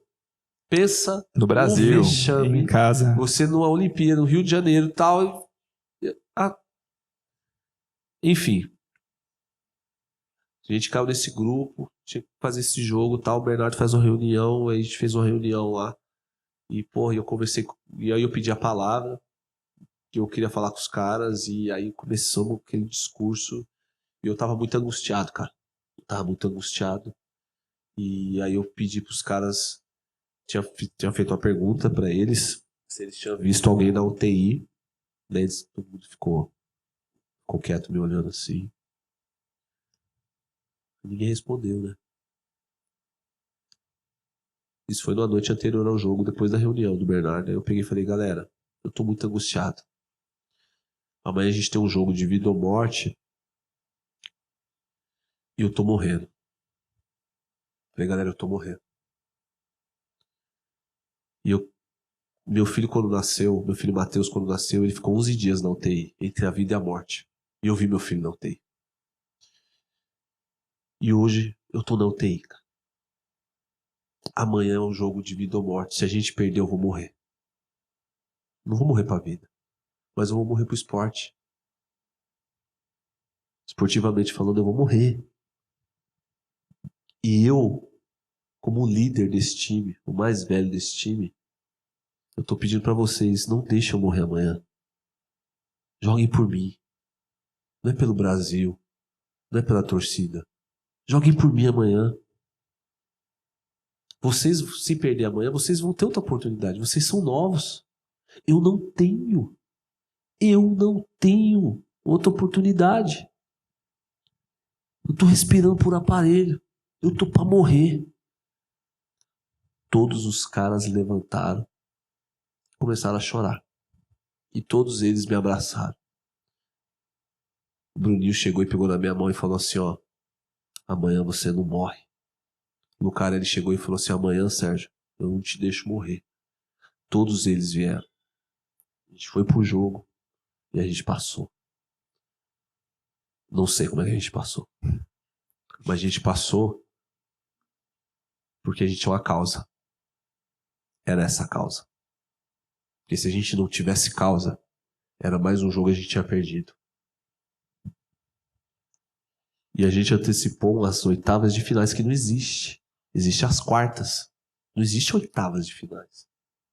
Aquilo se tornou as oitavas. Se a gente perdesse, a gente era nono. Eu sei que eu não assisto esse jogo. Não assisto. Eu só sei do último lance que quando acabou, a bola ficou na minha mão. A bola sobrou. Eu dei um bico na bola. Acho que ela veio parar aqui no Ibirapuera, lá do Rio. E aí a gente voltou. A gente voltou pro hotel. Pro hotel, não, pra vila. O jogo era tarde. Era 11, a gente chegava 3 horas da manhã na Vila Olímpica. Todo mundo varado de fome. Como é que você ia dormir? Adrenalina lá no alto. Lá em cima, 3 horas da manhã, você ia dormir às 5. 5, pai, você tinha que treinar no outro dia pra você jogar no outro dia. E aí era as quartas de final. Aí quarta de final, Brasil e Argentina. Aí a gente foi pro jogo, eu já fui dentro do ônibus falando com Deus. Falei, Deus, eu nunca perdi pra Argentina, não pode ser hoje. Pode ser agora. A gente foi, deu um pau na Argentina.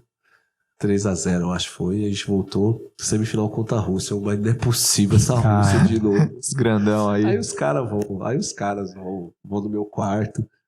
Tipo, Sérgio, amanhã contra a Rússia. E como é que tá? Eu falei, eu tô cagado.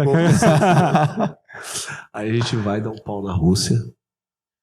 E aí a gente vai pra final contra a Itália. Eu falei, eu não perco, cara. Eu não perco mais. E aí, tá aqui a danada. A gente vai e ganha. E seus filhos foram lá, os 3 lá? E aí... Estavam lá no... Então... E meus filhos foram porque eu tinha proibido, né? Cara, que peso, mano. Na realidade, eu tinha proibido meus filhos de irem. Olha que loucura. Quando a gente entrou na Vila Olímpica, eu falei, ó, ninguém me liga, ninguém fala comigo, nem minha mãe, nem meu pai, eu não quero saber de ninguém. Se alguém morrer, vocês só me avisam depois da Olimpíada. Falei, não quero saber, porque ninguém vai tirar o meu foco disso aqui. E eu tinha proibido meus filhos de irem. Tinha proibido. Proibi mesmo. Porque eu não queria que, não sei o quê. Ô pai, eu quero um ingresso no lugar, não tem. Eu falei, não me liguem. Cara, e na final, o que aconteceu? A gente chegou no Maracanãzinho, apagava todas as luzes lá e anunciava a seleção italiana. Aí a seleção italiana entrava. Aí depois anunciava a seleção brasileira entrava. Só que nisso, anunciavam os times titulares. Aí apagava a luz de novo. Aí anunciou o sexteto italiano. 15 mil pessoas. Olhando aquele Maracanãzinho cheio de gente, uma gritaria. Aí apagou a luz pra fazer. Bruninho! Aí Bruninho entrava. Aí Lucarelli. E eu era o último. Nossa. Como sempre. Né? Livre só se lá. Pro Serginho. Aí eu entrei. Entrei de cara fechada. Falei, não perco pra esses italianos por nada. Aí acende a luz. Eu olho no anel superior. Pô, você viu? Menino lá. Aí eu te pergunto, como é que você acha 3 filhos no meio de 15 mil pessoas? Aí eu olho lá de cima, eu vejo Marlon, Matheus e Marte. Aí eu já grito lá de baixo, o que vocês estão fazendo? Como se eles estivessem escutando. Só que eu vejo meus filhos, vamos pai. Eu falei, cara... Puta. Mais um motivo. Eu falei, não vou perder isso. E aí a gente ganha a final. E aí eu encontro com o Bruno.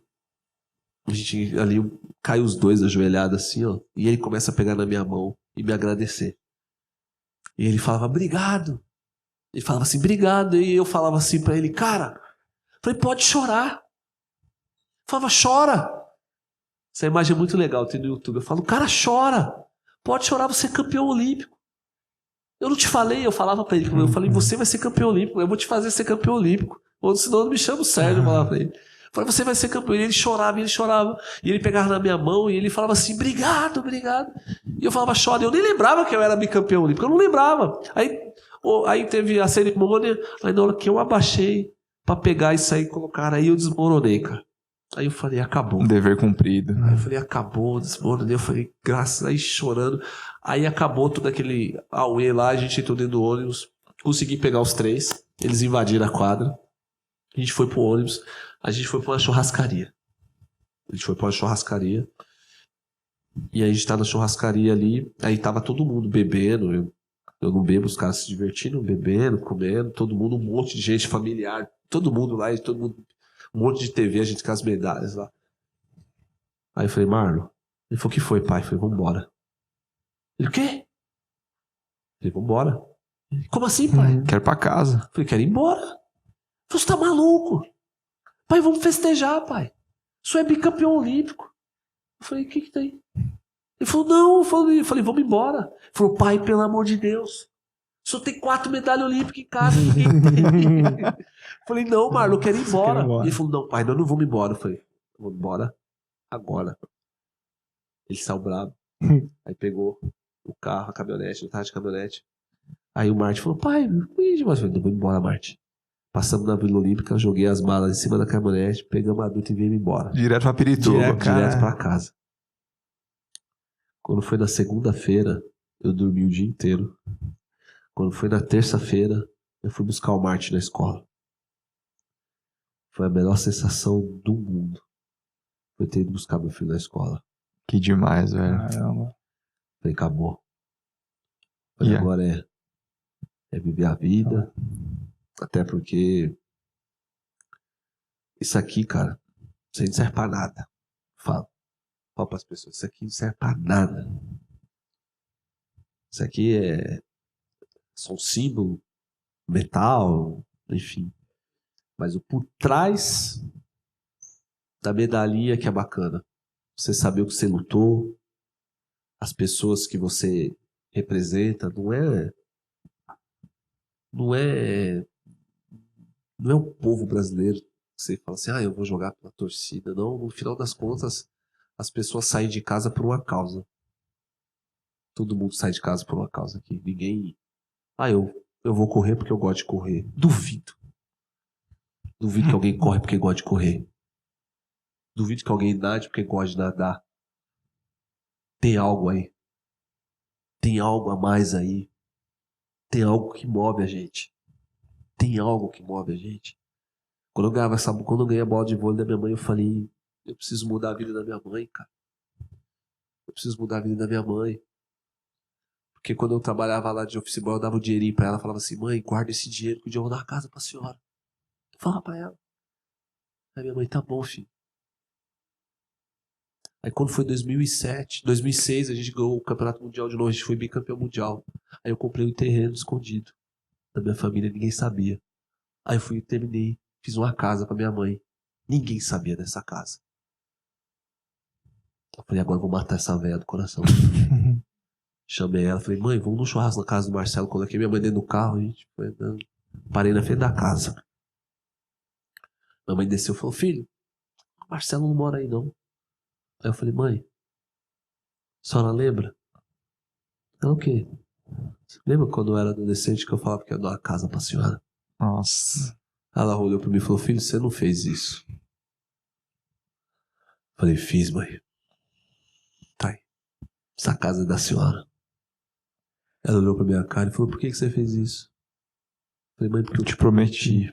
Eu te prometi que ia te dar uma casa. Tirei a chave do bolso assim, estendi pra ela e pega. Ela falou, por que você fez?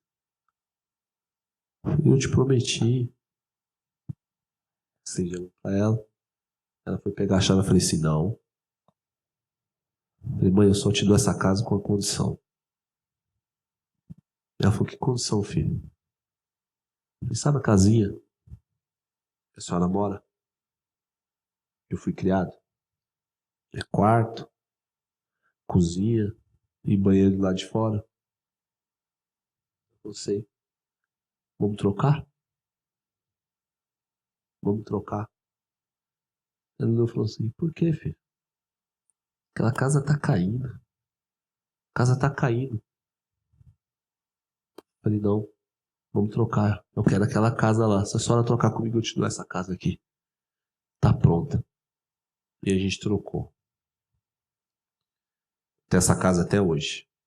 E eu falo para as pessoas que uma das maiores vitórias que eu tenho na vida, como atleta, como ser humano, não é isso aqui não. Não é isso aí não. E nem ter dado uma casa para minha mãe. Porque quando a gente trabalha, a gente vai juntar dinheiro, a gente dá uma casa para a mãe.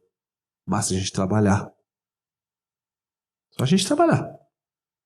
Quando a gente trabalha, sério, põe uma causa, a gente junta dinheiro, a gente troca de carro. A gente vai trocar de carro. Quando a gente trabalha, a gente junta dinheiro, a gente dá um presente legal para a esposa. A gente leva ela para jantar. A gente dá um presente legal para o amigo. Quando a gente trabalha, quando a gente quer, a gente junta, a gente faz. Se é que alguns daqui já não deu uma casa para a mãe também. Mas uma das maiores vitórias que eu tenho na vida não foi ter dado uma casa para minha mãe. Porque isso aqui qualquer um faz. Qualquer um faz. Mas uma das maiores vitórias que eu tenho na vida é ter conquistado a casinha que eu fui criado, cara. Tudo fruto do trabalho, né, cara? Sensacional. Ela tá lá. Com a mesma porta, a mesma telha, o mesmo murinho baixinho, banheiro pro lado de fora, o tanque, a cozinha.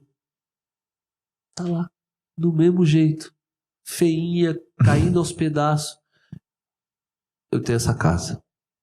Eu não troco, eu não vendo, eu não reformo. Ela tá do mesmo jeito que eu fui criado. Na rua particular, número 8A, Pirituba, São Paulo, Vila Jaraguá. Ela tá lá. E as pessoas acham que a gente não tem problema, né? As pessoas veem a gente na TV quando jogava e falam, ele só joga vôlei. Ele põe a camisa do Brasil e joga vôlei. Você passa pela mesma coisa que todo mundo passa, cara. Ele tem a bicicleta ali, ele só pedala, é facinho, pega o embalo e vai. Não. A gente tem nossos problemas também. Até quando a gente tá pedalando. A gente tem nossos problemas também. E quando eu tenho os meus problemas, porque são muitos, o que a gente tem que fazer para resolver? Vai lá atrás. Volta. Tudo que você passou. Eu pego meu carro, vou na frente dessa casa e fico lá, desço do carro, fico na frente da casa. Fico uns 2, 3 minutos olhando para ela. Eu sou chorão igual você. Sou um chorão pra caramba. Eu pego, fico 2, 3 minutos e saio fora. Eu sou chorão pra caramba. Eu não fico muito tempo nada, não. E saio fora pra eu lembrar tudo que eu passei, cara. E é assim que a gente acha a resposta na vida da gente. Não é no futuro. Não é nem no presente. Legal demais. Ô, Serginho, a gente tem um quadro aqui dentro do sistema do podcast pra gente ir finalizando, que é o Momento Z2. Cara, que é um momento que você pensou que tudo ia dar errado, mas alguma coisa te deu energia e esse momento deu certo. Você já contou diversos aqui pra gente, mas queria saber se tem algum mais marcante ou se você lembra de mais algum aí pra contar aqui pra gente, cara. Cara, a minha vida foi... Eu não sei, eu sou um contemplado por Deus, eu acredito muito em Deus. Eu sou um cara contemplado, que Deus falou assim, vai ser você e você vai lá, eu vou te dar todos os caminhos. Eu vou te dar todos os caminhos. Você vai ter vários caminhos. Um vai ser o que você vai escolher. E eu tive milhões de caminhos, cara, pra me lascar, pra me ferrar, pra ir pro lado errado. Eu falei, não. É esse aqui. E eu sou um cara, eu acredito demais nas coisas. Eu acredito em tudo. Eu tenho um irmão, ele sofre de Crohn. Doença de Crohn, uma doença autoimune. Intestino. E meu irmão, é a 5ª vez que meu irmão abre a barriga. E nessa última vez, eu fui levá-lo pra porque ele tava muito mal, perdendo peso e tal, e falei, não é possível, cara. E aí, fui levar meu irmão, deixei ele no Hospital das Clínicas, ele saiu do carro, ele olhou pra mim. Sabe aquele olhar que você fala, eu acho que eu não vou voltar mais. Putz. Eu sei que eu peguei no braço dele assim, dei um apertão nele, peguei e falei assim, olha aqui. Você vai voltar. Falei, você volta. Ele olhou e falou assim, eu não tô aguentando mais. Ele falou, falei, você vai voltar. Falei, nunca foi fácil. Peguei no braço dele e ele ficou aí 3 meses. Se recuperando. Fez a cirurgia, se recuperando. Ontem ele chegou em casa. Ele chegou em casa ontem. E hoje eu levei ele pra cortar o cabelo, ele me abraçou e ele falou, você falou que eu ia voltar, eu tô aqui. Eu falei, é isso. Então eu sou um cara que, cara, eu acredito até o último respiro. Em qualquer pessoa, qualquer causa, eu acredito. Baita momento, Z2. Hein, Baita momento, cara. Então, Bom, temos esse kit aqui exclusivo pra você. Você trouxe as medalhas pra gente ver. A gente tem também um presentinho aí. Para todo mundo que está aqui na plateia e quem está ouvindo em casa também, a gente tem um cupom lá da Z2. Cupom STEMAZ2, você tem 10% de desconto em todos os produtos lá. Eu sei que tem 3 medalhas aqui, falta uma. Falta uma? Tô brincando. Onde será que tá? Caraca. Tô brincando. Bom, mas é isso aí. Quem quiser acessar, o QR Code tá em algum lugar da tela aí, né? Tem, e eles mandaram um vídeo pra gente, né, ô Vini, pra rodar. Pode rodar, roda aí pra gente. Cara. A gente tá em quarto ou quinto mais cupom utilizado aí. Os caras estão ficando ricos com a gente aí. Solta o play aí.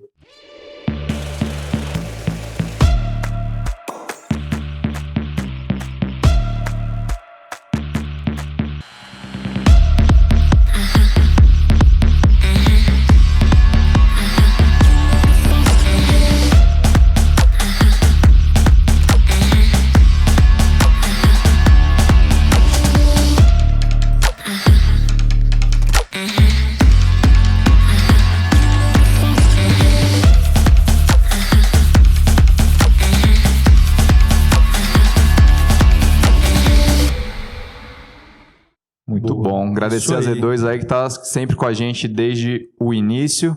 E que mais, Fabião? Bom, e a gente tem um outro quadro aqui que a gente pede indicação de livro, de série. Eu não sei se você curte assistir alguma coisa para indicar pra galera, mas eu até trouxe o seu livro aqui, né? Que foi o Daniel que escreveu aqui para indicar pra galera. Como é que foi aí?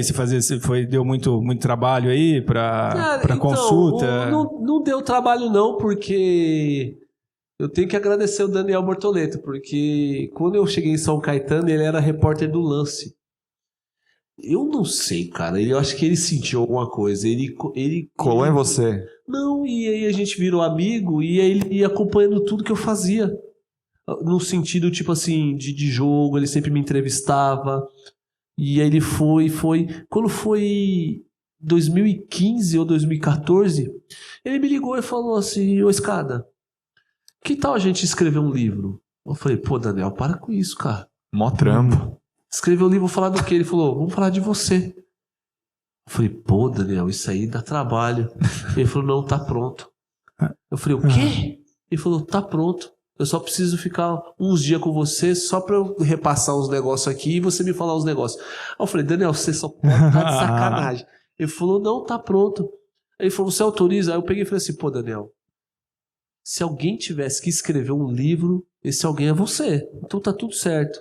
Cara, impressionante. Baita livro. Assim, até uma dica pra galera que... Puta, o Thiago... é uma brincadeira aqui, tá? Mas o Thiago, ele não lê livro, então ele não leu. De ler, cara. Mas é uma dica aqui pra galera, porque não é... Assim, tem o período seu, né? E a sua história, mas pra quem curte vôlei, é uma... Cara, É legal, uma aula ali, né? Depois tem que assinar pra gente aí, né? Assinar, Mas, bom, e esse quadro é um quadro que é um oferecimento da 4, que é uma patrocinadora do nosso podcast. A galera viu... A Ju tá ainda aí ou já... A Ju tá lá, ó. Ô, Ju, a gente precisa atualizar os dados ali. Porque a gente sempre fala assim, pô... Mais de 4. Cadê o Guga? O Guga tá ainda aí? Pô, a gente fala assim, mais de 4 escritórios. São 5, cara, não, então, se né? é mais de 4 é 5, porque se fosse, né, mais de 5 ia ser 6. Quantos escritórios tá já, Ju? É 4, continua ainda. Ainda continua 4, então mas continua são mais 4. de 40 assessores. Mais de 40 assessores, é isso. Mais de 1,2 bi sobre gestão, então eles estão com a gente, já patrocinaram os documentários no começo, então acho que a galera que acompanha a gente já viu uns documentários de Kona, inclusive um é da própria Ju, que é triatleta, vai pra Finlândia agora também, e ela apoia a gente tem esse quadro, que é um oferecimento da 4, e ela também deixou aqui um presente pra você, que eu já vou deixar obrigado, aqui. Obrigado. Tá pesado aqui, hein, cara? Eita, não sei o que tem aí dentro, mas... Obrigado. Vai voltar com outra mochila pesada aí. Outras medalhas aí do Mundial. Então, agradecer a 4 também. A 4 também deixou um videozinho pra gente aqui, Vini Maker. Legal.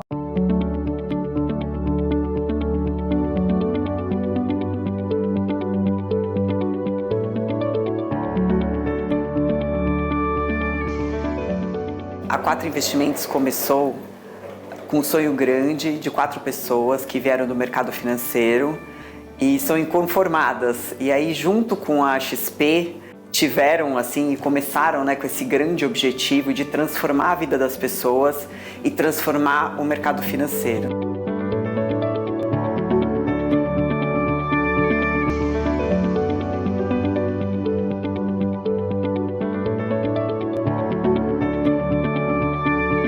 Você vem para o assessor de investimento, você vem para um atendimento muito mais focado, para um especialista, para uma pessoa que está no mercado financeiro todos os dias, para alguém que está preparado para entender desde toda uma jornada desse cliente conosco, até para ser uma forma genuína para o resto da vida. Então o que a gente traz aqui todos os dias é justamente um conhecimento de um profissional altamente especialista, altamente profissional, para levar de uma forma traduzida, de uma forma mais leve para todos esses 3.100 clientes que a 4 Investimentos possui. Se a Ju, todo mundo que está aí, os sócios dela, que, pô, além de já apoia o documentário, apoia o podcast mensalmente para ajudar a viabilizar. E quando a gente falou que ia fazer esse episódio com você, já topou de primeira para ajudar a viabilizar tudo. Então, agradecer, Ju. Obrigado. Obrigado, viu? Muito bom. Cara, só aproveitar também esse finalzinho aqui pra gente falar da Centauro aqui, né, que cedeu o espaço pra gente. A gente tem um cupom aqui na Centauro também, cupom STEMA. Você tem 10% de desconto, todos os produtos. Vai comprar a bola de vôlei lá? Põe o cupom do Estema. Põe o cupom do Estema ali, o que vocês forem comprar. E depois vamos autografar esses aqui, que uma a gente vai deixar com o pessoal que ficou aí. Muito bom. É isso. Pô, muito obrigado, hein, cara. Obrigado demais, cara. Obrigado, Serginho, por ter aceito o convite aí. Batemos, mais de 2 horas de conversa aqui. Legal demais, cara. E, cara, sucesso aí na vida, no projeto. Nos cavalos. Os cavalos você gosta de cavalo. E aproveitar também a oportunidade para quem quiser conhecer o Instituto Serginho 10 também, fiquem à vontade. E o Voleibol House também, né? O Instituto é a parte social que a gente faz e o Voleibol House é onde a gente conseguiu fazer para que a gente leve o voleibol de alto nível para qualquer tipo de pessoa que queira praticar o voleibol. Então, um dia que vocês quiserem conhecer, estão mais que convidados. Sucesso, obrigado demais mesmo, de verdade. Recados aí, Fábio Bessa? Temos recados, a galera tá vendo a gente com camisetas novas, a gente redesenhou o brand todo, né, cadê o Adriano? O Adriano tá indo ali, olha lá, ó, aquele cara que fez, ó, então quem quiser aí, tiver empresa, quiser redesenhar a marca, pensar um pouquinho junto, então todo aquele vídeo, o manifesto, né, que o Bruno Lohance leu, foi esses caras aí que fizeram. Então depois entrem aí, a gente vai deixar o link no episódio. Vai ser um novo parceiro aí por mais uns 2 meses aí no podcast, então apoiando a gente. E fizeram esse trabalho de rebrand, porque eu tô falando isso porque a gente vai agora modificar lá as camisetas do site da Reserva por camisetas novas, com logo novo. Vai ter o logo retrô ali, né? Que tem gente que gosta especial ali, mas tem uns bonecos ainda com logo antigo que a gente ainda vai distribuir, mas logo mais vão ter já as camisetas com Só aí tem modelo masculino, feminino, infantil, vai ter moletom também. Então, quem quiser, acessa lá o site da Reserva. Pô, a gente mandou fazer uma pra você, mas não chegou a tempo. Vai chegar, depois a gente manda lá em Pirituba. A gente fez uma lá, foi Serginho, Líbero... Serginho, Escadinha, Líbero e Vôlei. E Vôlei. Depois, quando chegar, a gente manda pra você lá. Manda pra você. Bom, lembrar todo mundo que tá assistindo no YouTube, se inscreve no canal, compartilha, deixa seus comentários. Quem tá ouvindo no Spotify também, segue. Deixa o comentário, classifica 5 estrelas. Segue a gente no Instagram, @STEMaEsport, @TiCawamura, Fábio Bessa, Serginho Escadinha. Até a próxima. Obrigado a todo mundo que está presente aqui. Valeu, gente.